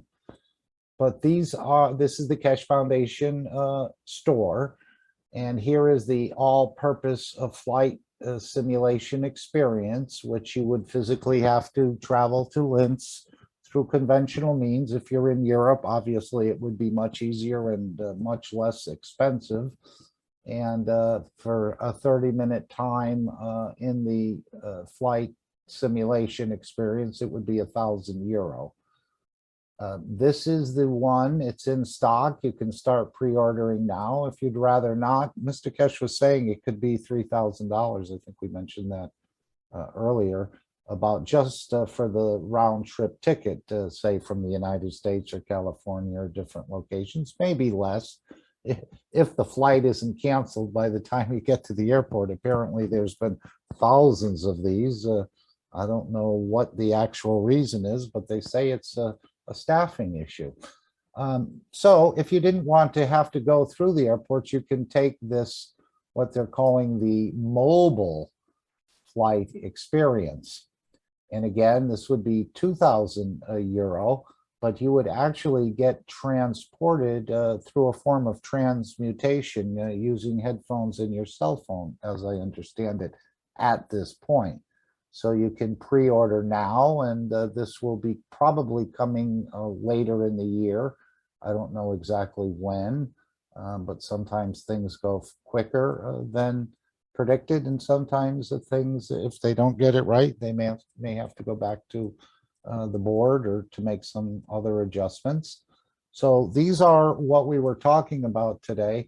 And then you can go over to the side and see all the different products, the books, other things that are offered by the Keshe Foundation through the manufactured products, from paint pens to dried ganses to butterflies, mag revs perhaps.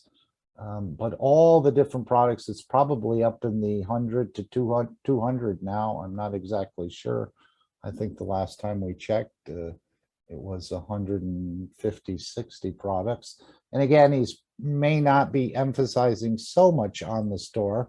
I think one of the last products I saw added was the tip, lip, and hip cups, which are in the store now, depending for migraine, for the herpes simplex, or for menstrual cramping, where people, some of them can't even walk.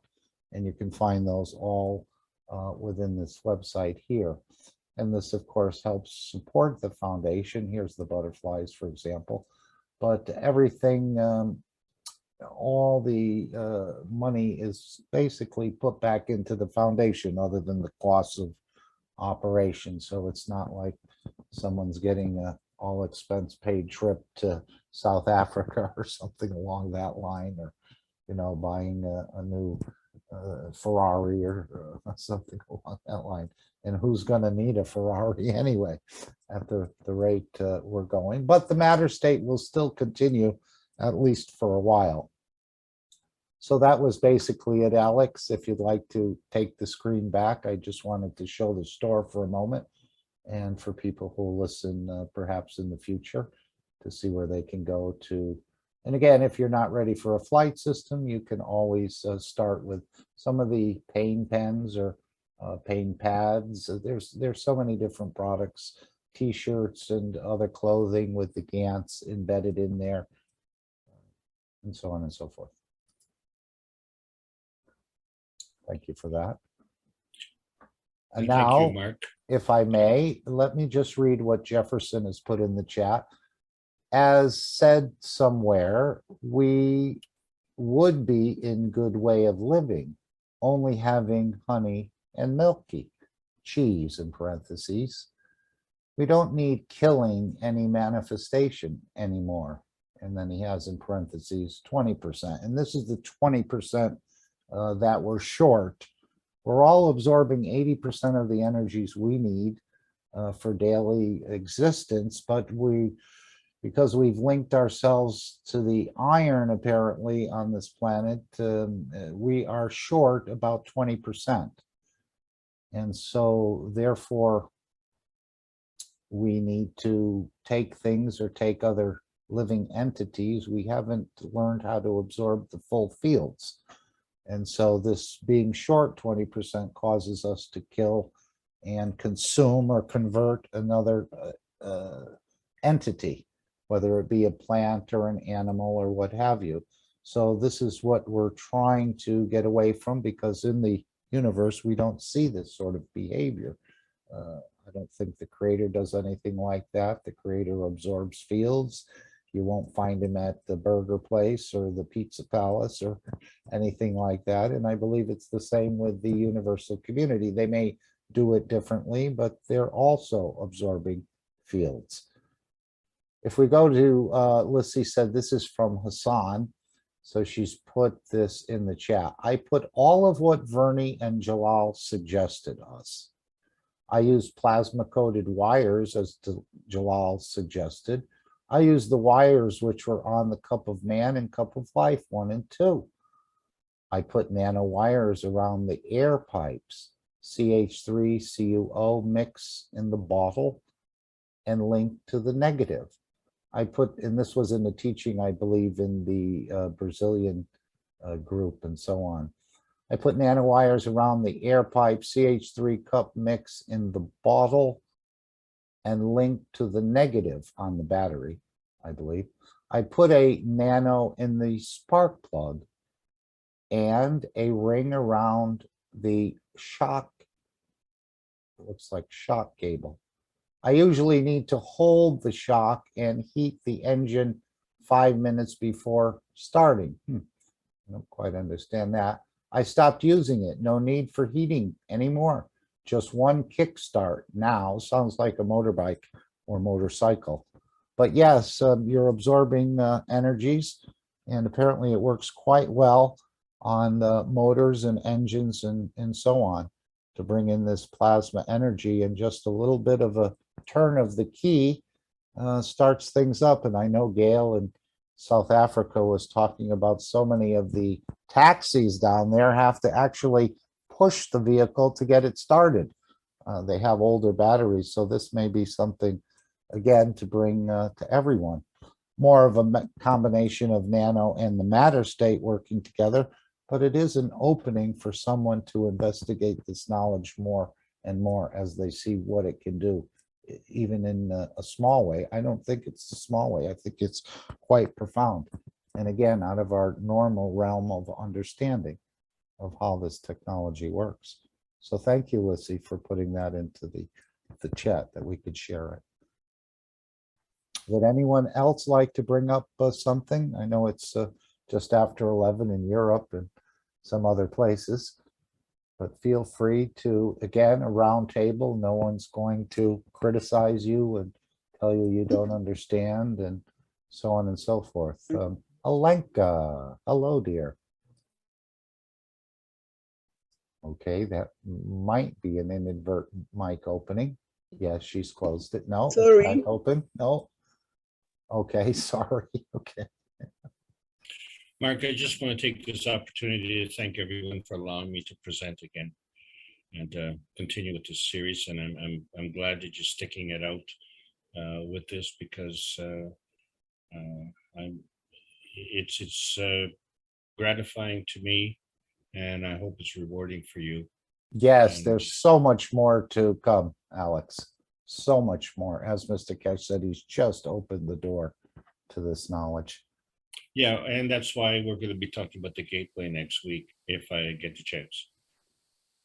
Are you opening the gate fully or just cracking it open? No, just a little. We're still in the Earth space. Hello. Don't go too fast, too far. Yeah, no, as he said, he's bringing us into the universal community gradually. But imagine feeling the essence and the presence of the creator within this system, depending. So it's beyond, again, what we even thought a year ago. Mr. Kesh, as I said, he's been doing this around the universe for millions of years. So this is not his first fishing trip, let's say, in bringing a civilization out into the universe. Probably a little different to each one, but the overall way is the end results, let's say, are the same. That they start to explore a much bigger, realize, you know, it's like someone who's cooped up in the house, they're afraid to go outside, whatever phobias, fears, maybe they're afraid of bugs or, you know, different things like that. But we're opening up the whole understanding of the universe, I think, to mankind at this point. And we're all playing some sort of role in that and assisting in whatever way we can. So we're all part of it, even though we may not realize it to Mark? the full extent. Oh, Shweta, yes. Oh, Mark, I want to say something. I thank you, my dear Alex. When you teach, when the teachings all over goes on, you know, in Teacher Foundation, our beautiful teachers. From within, I feel like I'm an immortal. I am an immortal. We are all immortals. And we have been here many times, as my Messiah Shimon and Peter said. And this cycle has been before. We all became gods and immortals. And Shawata, are you dancing? I always dance, my dear There, Jalal. you just got clearer, Shweta. Thank you, Jalal. Yeah. Oh. It seems like I dance, she's dancing, you know, It sounded like Yes. you were on the other side of the room, Shweta. That's all. rotating. Yeah. Yes, I Jalal, you are right. I like to dance. I like to sing. I like all the art form because uh, this in this way I live. This is living for me and for all of us in a way. And I will say that thank you, my dear Jalal. Thank you. One day I will dance with you. Prepare yourself. Uh, I don't have time. I am dancing with No, my you wife. have to. You have to be in time. I am Yeah. I am dancing So with my wife, my dear. you have to practice Indian classical dance. You see, Oh, this I is the love them. art. So thank you, my dear. Thank you so much for your beautiful heart.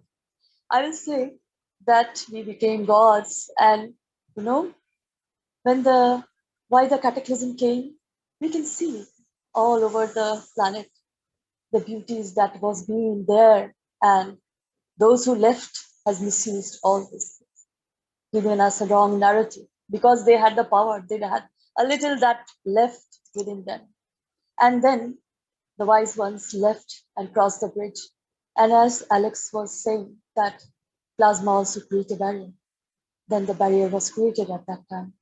And then the thing, well, I will say the conditions were on their hands and they manipulated all those yawns of time. And we came thousands of times and we didn't understand. Even we are gods, we are immortals, we fall every time. But this time, the feeling of immortality is making me so in beauty and totality that I can't even see my physicality sometimes. And we know we have to go with this physicality this time. We all have to learn this. We all have to learn this. This is the science of humanity, universal. So I will say there was a film of a Hollywood director, many are familiar, Roland Emmerich, and there was a film called Tide. And there, the film started with the advanced being that were also human, came here with advanced technology or mechanism, you can say. And here, there is all the earth is full of mud and water because of the tide that is so horrible and that has to come because of our conducts, and the moon is there. We can see it clearly. And that even what they faced is that the technology they came with, they met with the people. They know that there is a dimension, and they misuse that. And I'm sorry, they misuse that knowledge and said those who remained in this earth according to their choice, the mud people. But the mud people came to understand the way they've chosen their condition, as we are now in this position, that we have to leave Earth anyway. But then how much you understand why we should leave, why there is a conditional change, why there is a change of everything. There must be a change, there is changing, and we have to be there, or like that mud people in ignorance. So I will say that here the prophet is our soul, the traveler is the soul. And that was the prophecies I have been through all the time. We all have been through all the time. So this is the time the soul has came up with the Kali, the justice, from within us, like that. And that is that we should understand that there is no such thing as enemy. There is the energies we don't need anymore. And if we do that, then we can create a sustainability, an oasis for those who are coming to us like that. There is no enemy. It has been created. It's a wrong narrative. And they said, you are coward. You are coward. You don't face anything. You are not courageous at all. But courage is the virtue of the heart. It doesn't need a sword, a knife, or like that. There's no need to war. because there is no enemy. So we have to understand, I mean, as we have been through all from thousands of years, this should not be there. You know? The kindness has been done. There is no suffering anymore, because as they feed on this, getting the feedback, there is no suffering. There is always kindness here, like that. You know, I say because uh, in the ancient scripts and Vedas and all, that is there. I have grown up with these all these around. I feel that, you know, from inside, that you have to open your heart. You have to open your heart. The courage is there, and that is why we are going to transit from here, not to be the mud people like that. You know? I don't know. I was able to convey the message properly, but here we are all immortals. As the soul is there, we are the souls, and we understand that nothing is impossible. The dimensions we said unknown are so much, so much, and lots of flowers are there, full of flowers, you know. I will say like that. And of course, dance and singing is always there, celebration. Besides the pain and suffering we left behind, there is no pain and suffering. We didn't allow it anymore, and we can throw it like garbage. It should be depleted because there is no enemy. So this is what I wanted to say, my dear Mark. Thank you for listening, dear Mark. Salam, namaste, salute. Thank you, Jalal. Thank you, Alice. Thank you, Jefferson. You see, all beautiful souls. Thank you so much. And thank you, Shweta, as well. And please keep Shweta in your thoughts and prayers, as well as the Universal Council. Shweta's representing over 1 billion human souls, plus all the plants and animals and everything else in India.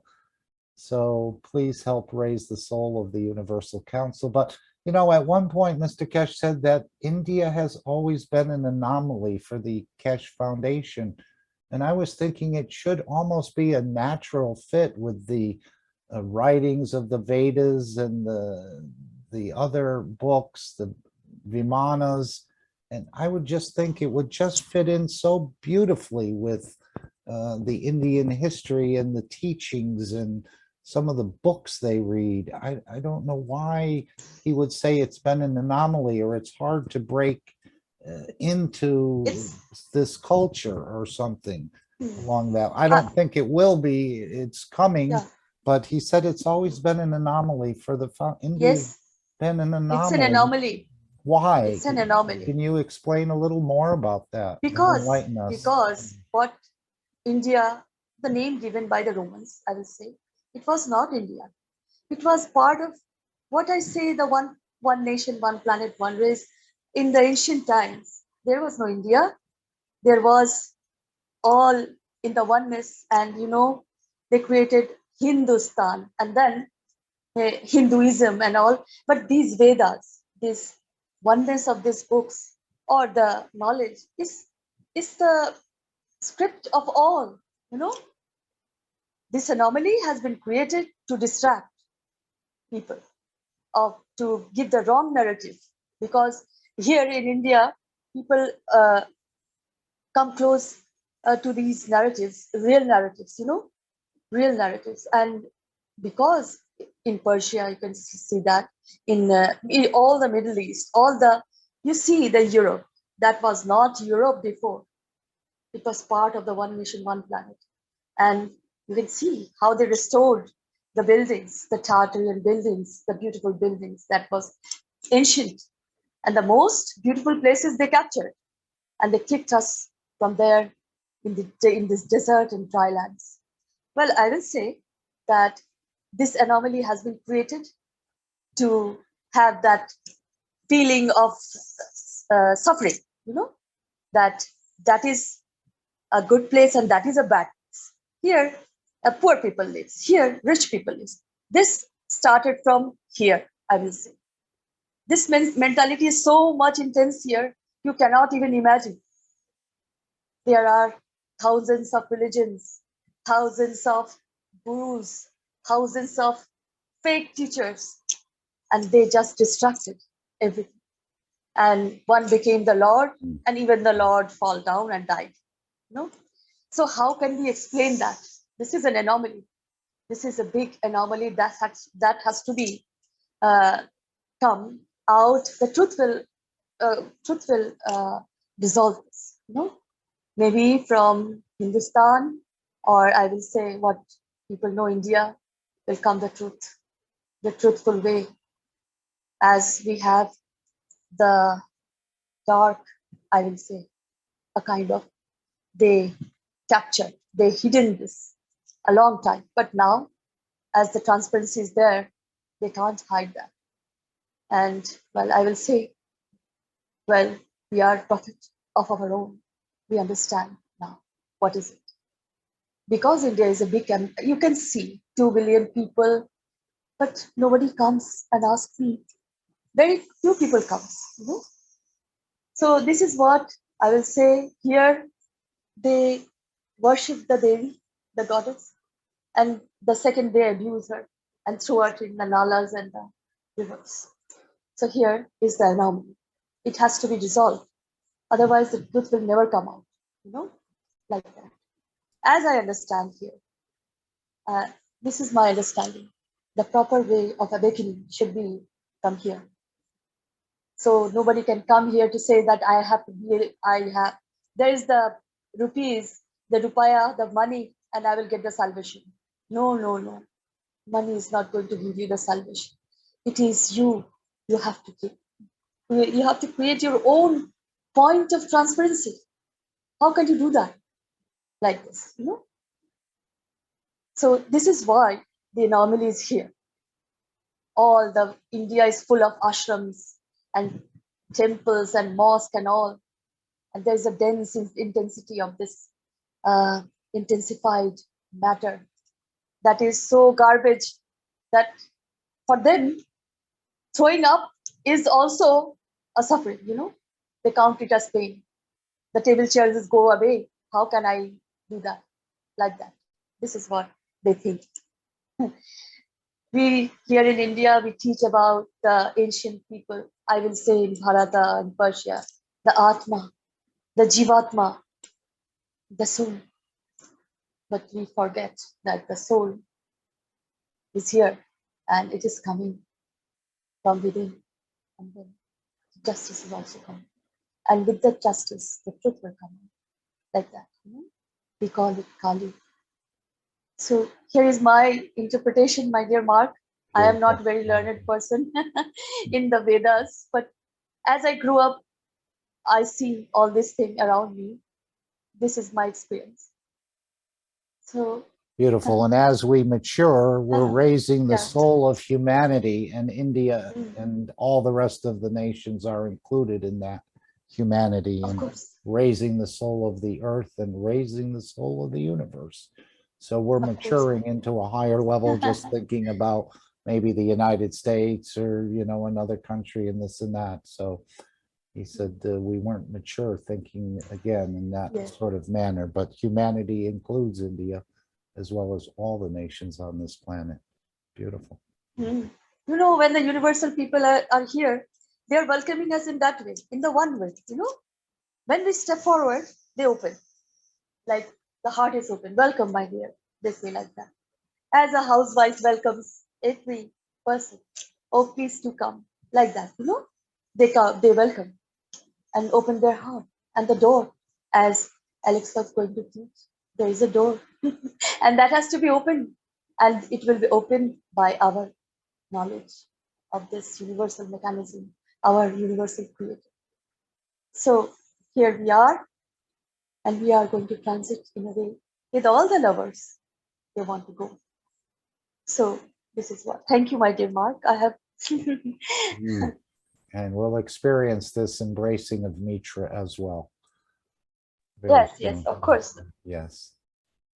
I just want to read what's in the chat. Let's see, if we put small containers inside and outside the house with cup 1 plasma water, so that all kinds of animals benefit and even evaporate and return to rain, we contribute to the balance, the change of the environment with peace. Randy said, Lissy, I have put 15 ml plasma tubes of a mixture of ZNO, CO2, and cup 1 on all the fence posts that are near the garden. Perfect, Randy, Lissy says, thanks, because the balance, it is everyone's job every day. And we know the GANS knows where to go and what to do. But that's very nice. As it evaporates and the rainwater refills it, it's almost a continuing process, so to speak. And we can all do that. And that's part of the spraying and the releasing of the GANS waters, because not only humanity, but all the other beings have a chance to elevate as well. We would only think of it years ago or whatever as humanity, but now it's everyone, cats, dogs, lions, plants, flowers, all are experiencing or want to experience this expansion of the soul. And as people leave, he said if he can put enough people through this system, then apparently the whole system will expand to the whole planet Earth to become, as a way, the seed, let's say, of more things happening in the universe. Okay. Anyone else want to bring in anything else at this point, or we can wind it down? In the Yes. plasma, Wow. it is like a chain of reaction. If we change one magnet, all the magnets have to take a new position, and this new position change everything, and it makes it dynamic. So always think about what you have is a magnet. When you put them together, 3, 4, 5, and you leave them for a while, they will stagnate. They have to have something, to trigger them all the time. That means change a position like a magnet. So if you connect them to you, that will be good, but you need to interact with them all the time. If you connect them to the plants, if you connect them to the animals or whatever, so you will have a dynamic of magnets always at work. This is the point of Very this nice. plasma. It must be dynamic. And don't think, if it is not about you make a CO2 or CH3. It is about when you make this CO2 change its position to another string and go back to another string. It's there where you will get this what you call energy in on all levels, due to what you set them to do. The plasma, why it's work with the cars, work with the cycles or whatever, because there is change of condition. When the condition change in respect to what you are putting there, this nano materials or gases or plasma, it have to react. When it reacts, it will release, it will take, and it will give. And this is the point. Plasma with its own would not do anything. Even two plasmas, with it is only them interact, will not do anything. You need to change the environment of these two plasmas there, where always they are giving and taking in respect to the environment they are in and what you want them to do.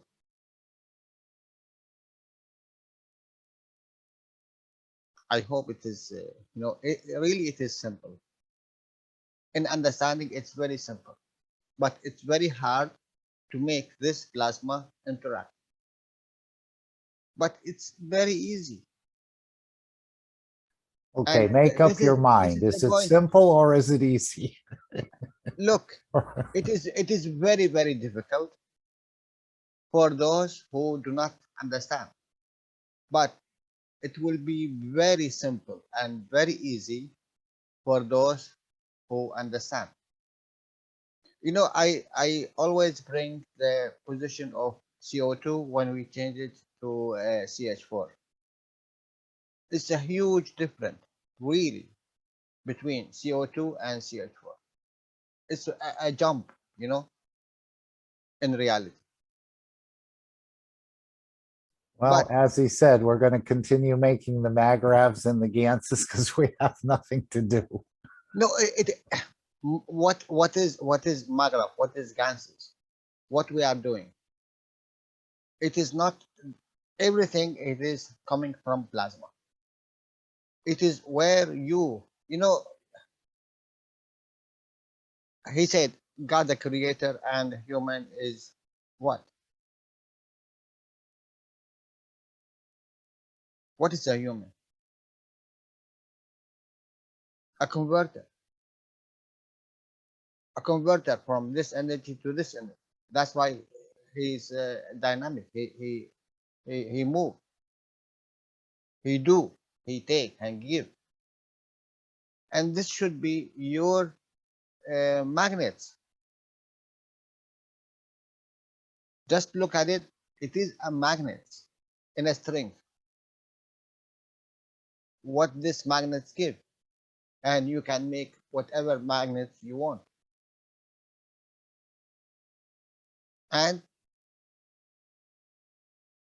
how much easier for you to make Ganses? How much easy? For the others, they cannot do anything. They are putting in that position and finished. They have to fight, they have to do, they have to, you know. But you not. You enter a world of making, doing, creating. We need to step it, push it more. Yes, we need to go to the higher, which is inside us. Yes, Mhm. also we need. I often think of that statement. We use the matter state to reach the level of understanding of the soul of the man. Yes. In the end, he will come to you and he will say, you say you done this and that and this.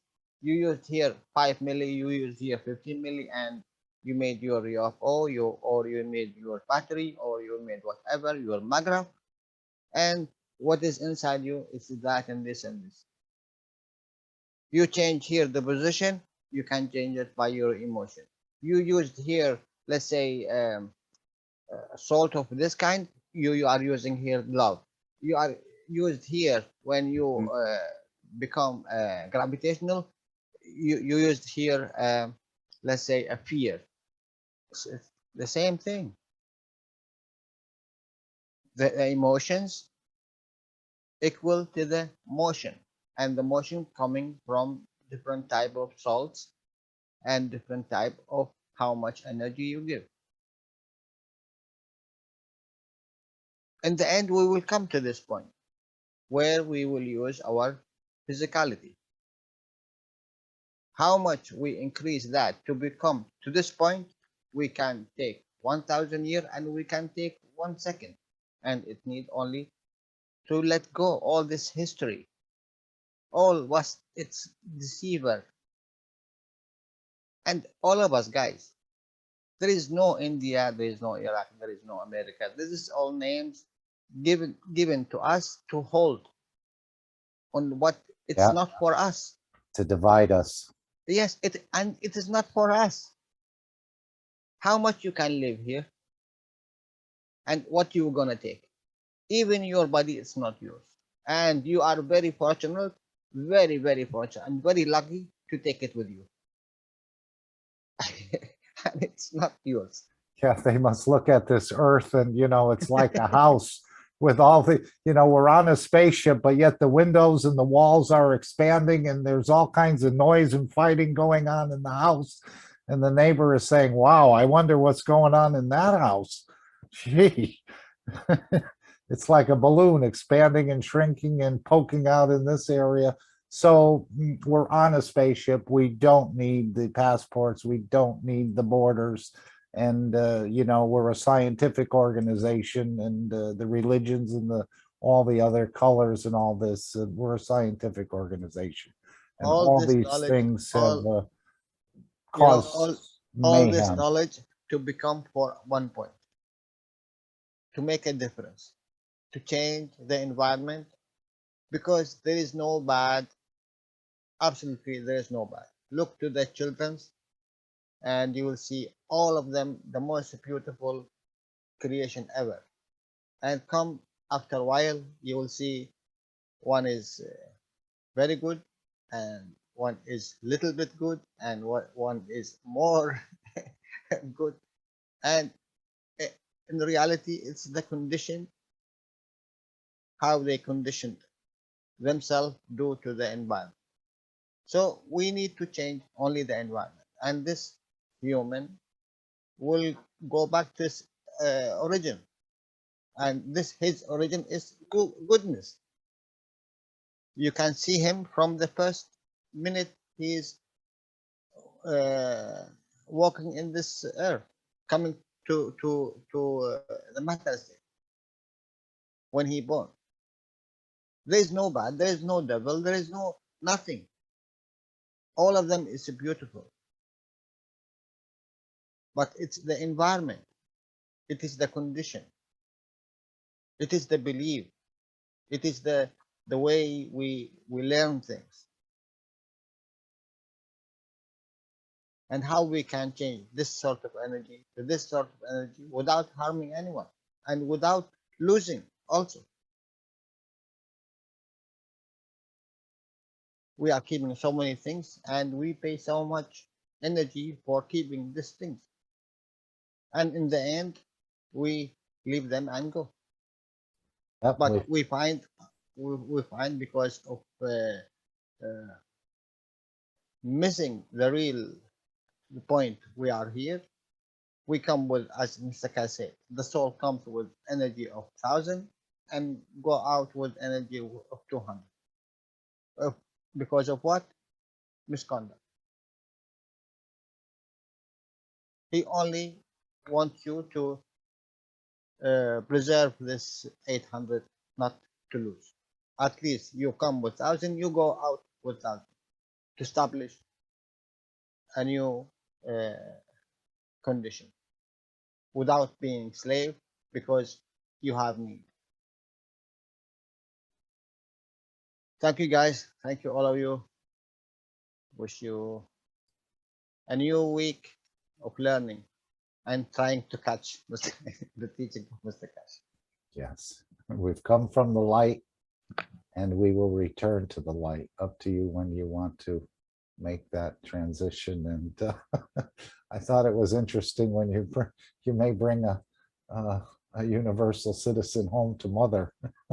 Hopefully they'll look somewhat similar, but there's all kinds of things going on here and creating new children even with the universal community. So that could sound to some as very outlandish, but yet it's been spoken of, and it will also happen at the right point in time.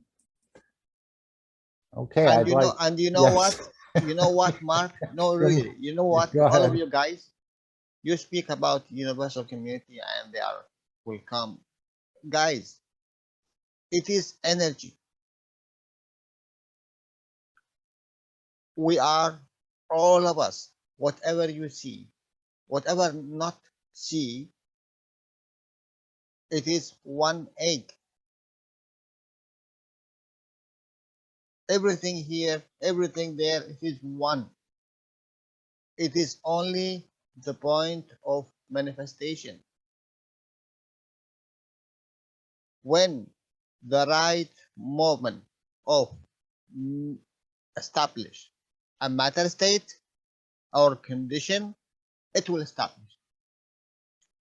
You know, like the energy in the body, when it is a right moment to establish a matter state or whatever we call it, whatever uh, comes in our body from energy point to a matter state, we call it all sort of things: calcium, potassium, magnesium, whatever, bone, cell. It is the point of manifestation. That do not mean the energy of it, it's not cover the whole body. You are not going from this point to this point. There is no time in the body. There is no time. The same energy from the last point in your head to the last point in your feet, it's called aura. This aura, it's covered the whole body. It's the same energy. So there is no time in this aura. It is there. So it's us in all of this unicos. It is us. You are here in this point, and your energy in that point in that galaxy. It's no different. You manifest Mark or Jalal or Suwata or Jefferson or Andy or whatever name here, and in the same point, it manifests itself there. And in the same main point, it manifests itself there. You are all over the place. But the problem, we do not know it. That's all. You do not know that there is another mark. You do not know there is another mark, and there is another mark, and there is another mark. Why? Because it's the difference of energy level. If you increase your energy level, you tap to the communication line of the other mark. That's all. You are not traveling. You are not traveling. You just open a channel. Or, you know, like what you say. You are in a room and all these windows is closed, black. You open this side, this window, you are there. You open this window, you are there. You are already there, but you don't know it.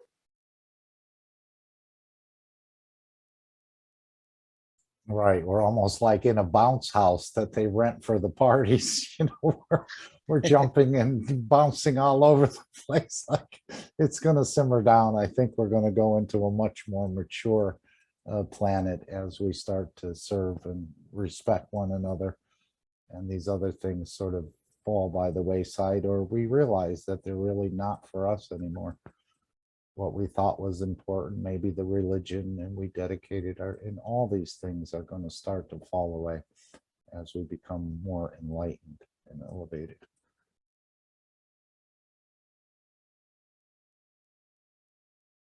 Thank you, Jalal, very much. Okay, anyone My else? pleasure. Thank you. Yes, thank you for all your teaching as well.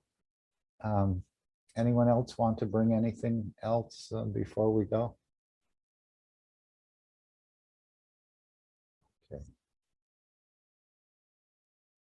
It's an amazing group, a beautiful bouquet we have here, and obviously the family's growing and growing, and we'll be bringing in some more universal flowers. I mean, we are universal citizens, I think. We just haven't realized it. And many of us probably have come here on a certain mission that we haven't been allowed to remember everything, but we'll have time to remember. We'll have time to think about these things in the near future. And paths we have taken, perhaps we can't recall, and some of the transmutations and so on and so forth. So a beautiful whole universe is opening up to, it's being offered to us. It's up to you whether you, which position you feel you'd like to stay in. And again, it's just a path. No one's particularly right or particularly wrong. As he said, if you want the donkey or the jumbo jet or the UFO, we give you the UFO. And then, but even the UFOs are sort of quite inquisitive about what's going on in Linz, let's say. So it's all beautiful and all part of the same family.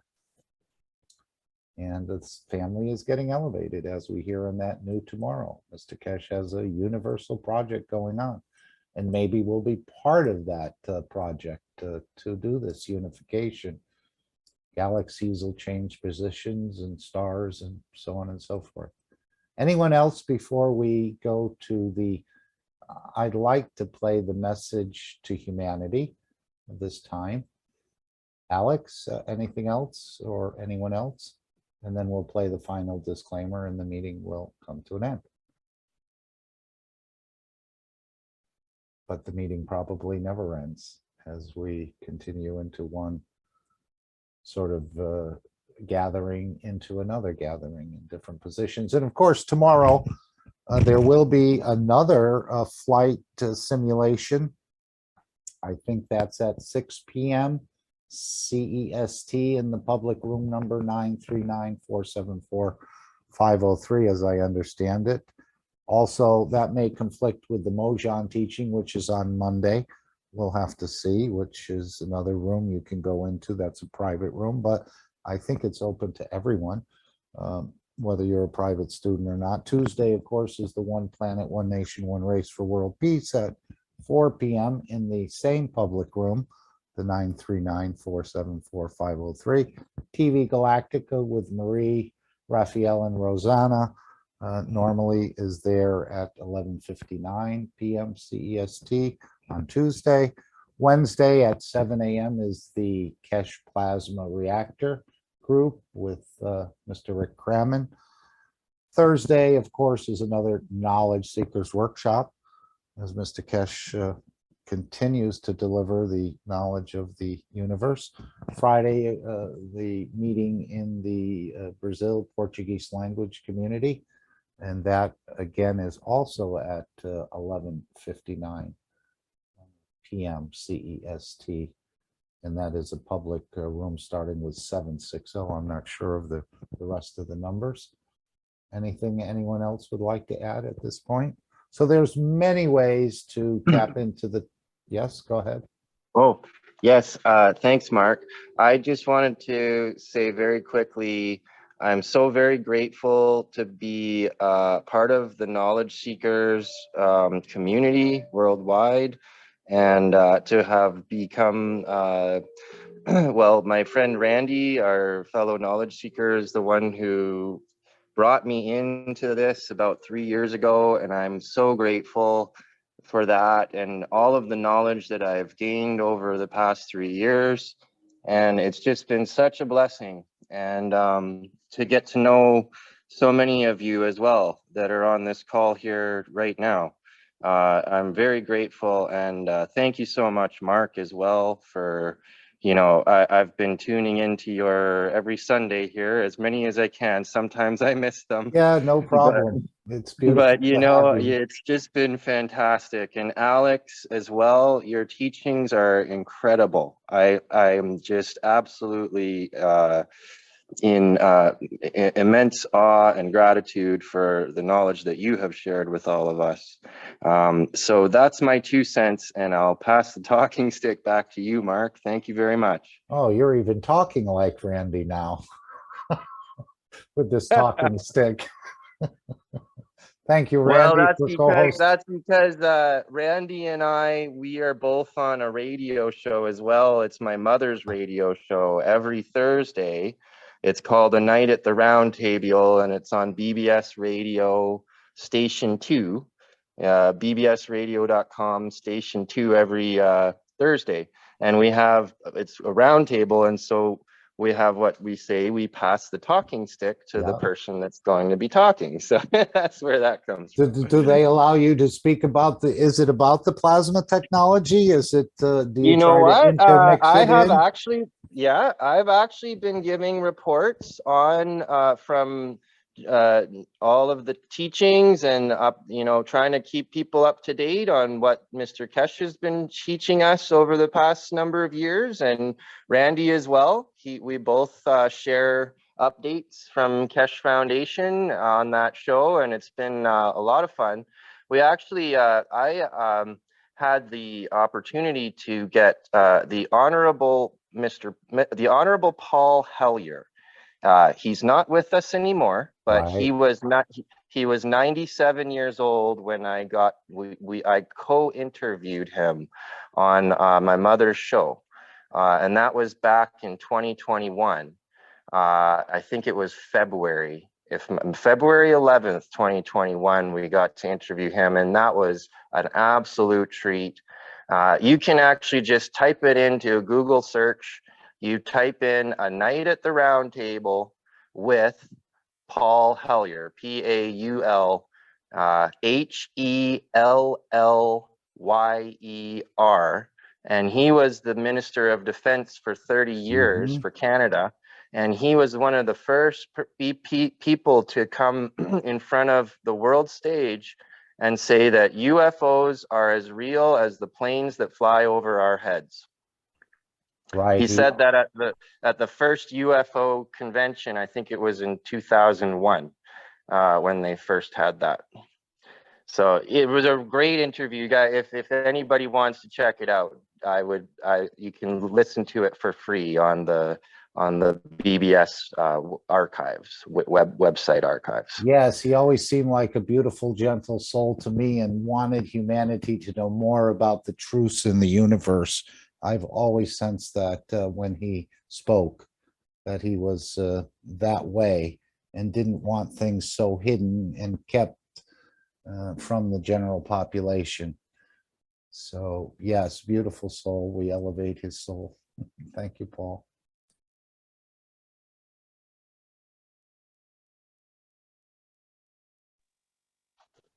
Yes, I much love and respect to that man. I got to know him briefly for maybe 6 months, but we were actually fairly close at the time that we shared, and really wonderful. He had 6 grandchildren and 6 great-grandchildren. So God bless him, and Creator bless him. And thank you, Mark. Bye for now. Yes, yes. And now we'll go to unless someone else wants to add something else, I'm going to share the screen here. And thank you, Alex, and everyone else who's been here today. We're all carrying, as I said, a part of this very, very large carpet. And so you're there at your position and shining, sharing, as I understand it. And we're going to have a greater mission to meet the wishes of the Creator, and that's to go out and unify this unicos or unicosis. So very beautiful. Anyone else before we go? I'll play this and then the final disclaimer, and the meeting will end. Many of you have heard this, but again, these a lot of these, even in the bumpers, we always hear, Mr. Kesha, there's a lot of hidden knowledge that we've overlooked. So hopefully we all get another part of that knowledge right now. Thank you, everyone, for being part of this meeting today. The entire family is growing by leaps and bounds. And I think, as Mr. Kesh said, what is promised is being delivered and will be delivered and has been delivered, just like the world peace is here. A little few polishing instances, but with the advancement of the technology, the souls that they wish to be in Linz will appear in Linz. I guess they'll be summoned in a way and then brought back to their nations. And he said, we'll see how the nations will change. So again, Mr. Kesh has done this. This is not his first rodeo. Been doing this for millions of years around the universe and getting civilizations out into the universe and off their planet. So this is just another place that he's doing it. Of course, Mitra is here as well, and embracing Mitra must be one of the most beautiful experiences one can experience, even to sensing the essence and the presence of the Creator in this room again, beyond our dreams in a way. So thank you all, and enjoy the rest of your day, evening or morning, wherever you may be. Let's see if we can get this started. I am properly sharing this time, I hope. Okay, double checking that. Okay, we need to restart this. Okay, just a moment.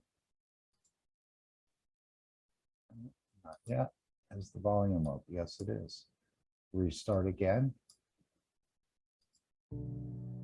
There we go.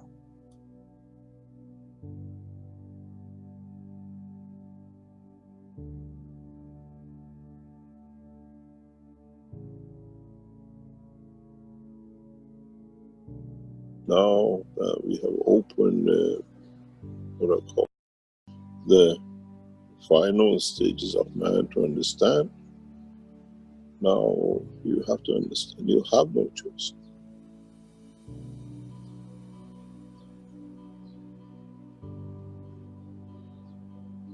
It needs a lot of understanding, it needs a lot of positioning, it needs, there is a celebration going on. A lot of you will report massive number of UFOs in huge numbers. It's not one or two anymore. It's just like a party, let's all go there and there is a traffic jam. You will see those happening in the coming weeks. There is a big party going on this planet. Man has not seen it, do not understand. In a way, without you knowing, you go to out shopping and you come home, the party is set, and then you have a surprise. In a way, mankind is waiting for that surprise, but there are few steps to be taken. The universal what they call universal community has already laid out the party. And to lay the party, you need to bring a lot of things ready, a lot of souls. All friends are coming back. You will see a new transformation on the skies and in the skies of this planet very, very soon.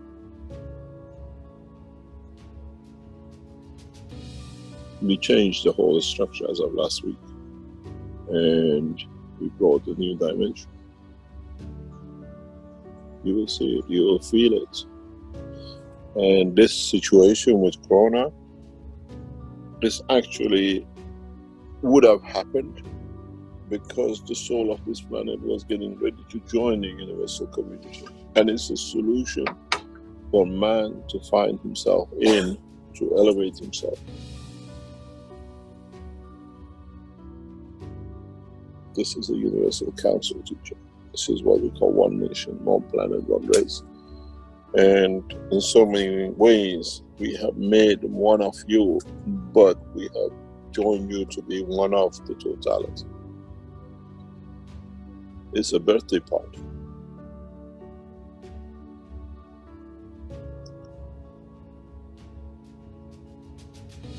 And those who are organizing the party, it's just, 9 months and so many days, the child is born and you get everything ready for the party of the birth.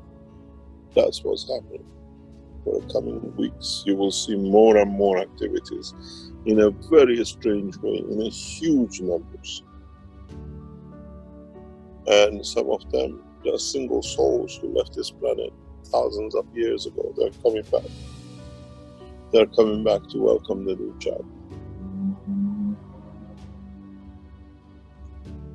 These lights you see in the skies, which will appear as single and in hundreds of thousands to come, many of them, they are not UFOs. They are the souls who left this planet and come back. They know it's the time to celebrate. But mankind is blind. And no radar can see the soul If the radars could see the soul, every day millions of people who die and get born, why don't the radars don't show? The souls leave.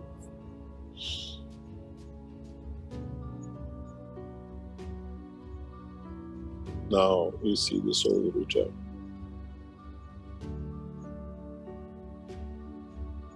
You see the light, and mankind has to understand. You have no choice. We have left you no more choice. We left it to you lot for some millions of years, and you did nothing but just mess it up more and more.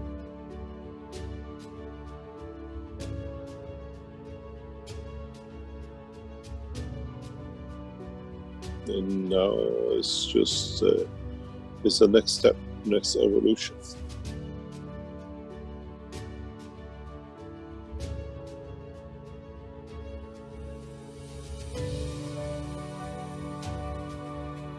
But how far, how much, to what extent mankind is ready for it is a question for the man to ask himself.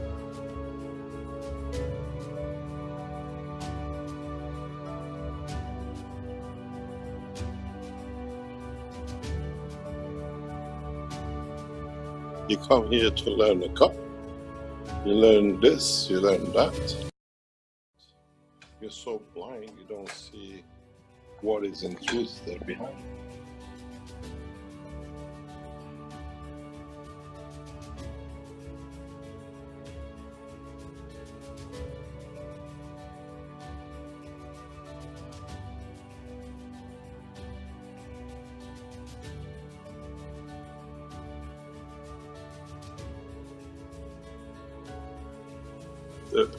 The reality is, and this is the question I asked yesterday as well, is the soul of the man as a man as totality ready for this transformation?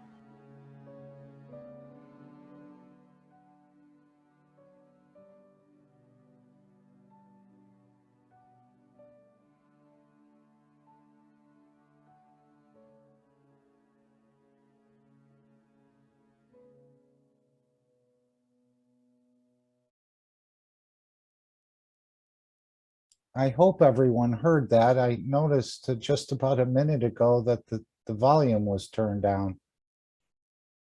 I was hearing it clearly in my headset, and then I looked up and it said the volume was muted. I heard it fine. Okay, I good. heard it. It was Okay, clear. very good. I don't know why that happened. Okay, thank you all again, and I'll play the final disclaimer once more. So we'll be fully covered here.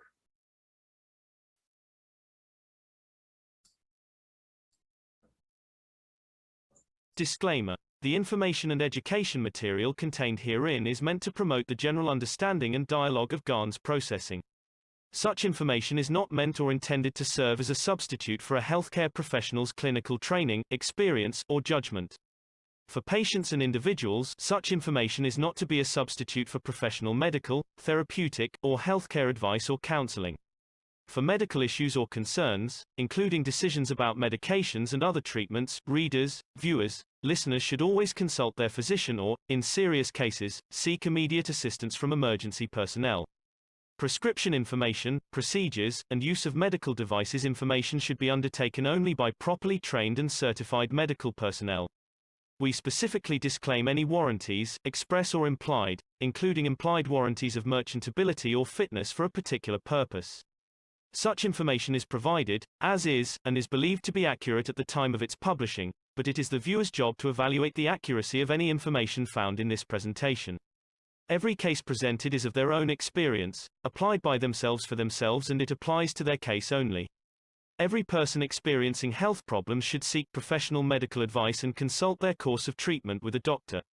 The processes of plasma balancing described herein are a natural process which supports the body but does not replace medical advice or therapies one is already subject to.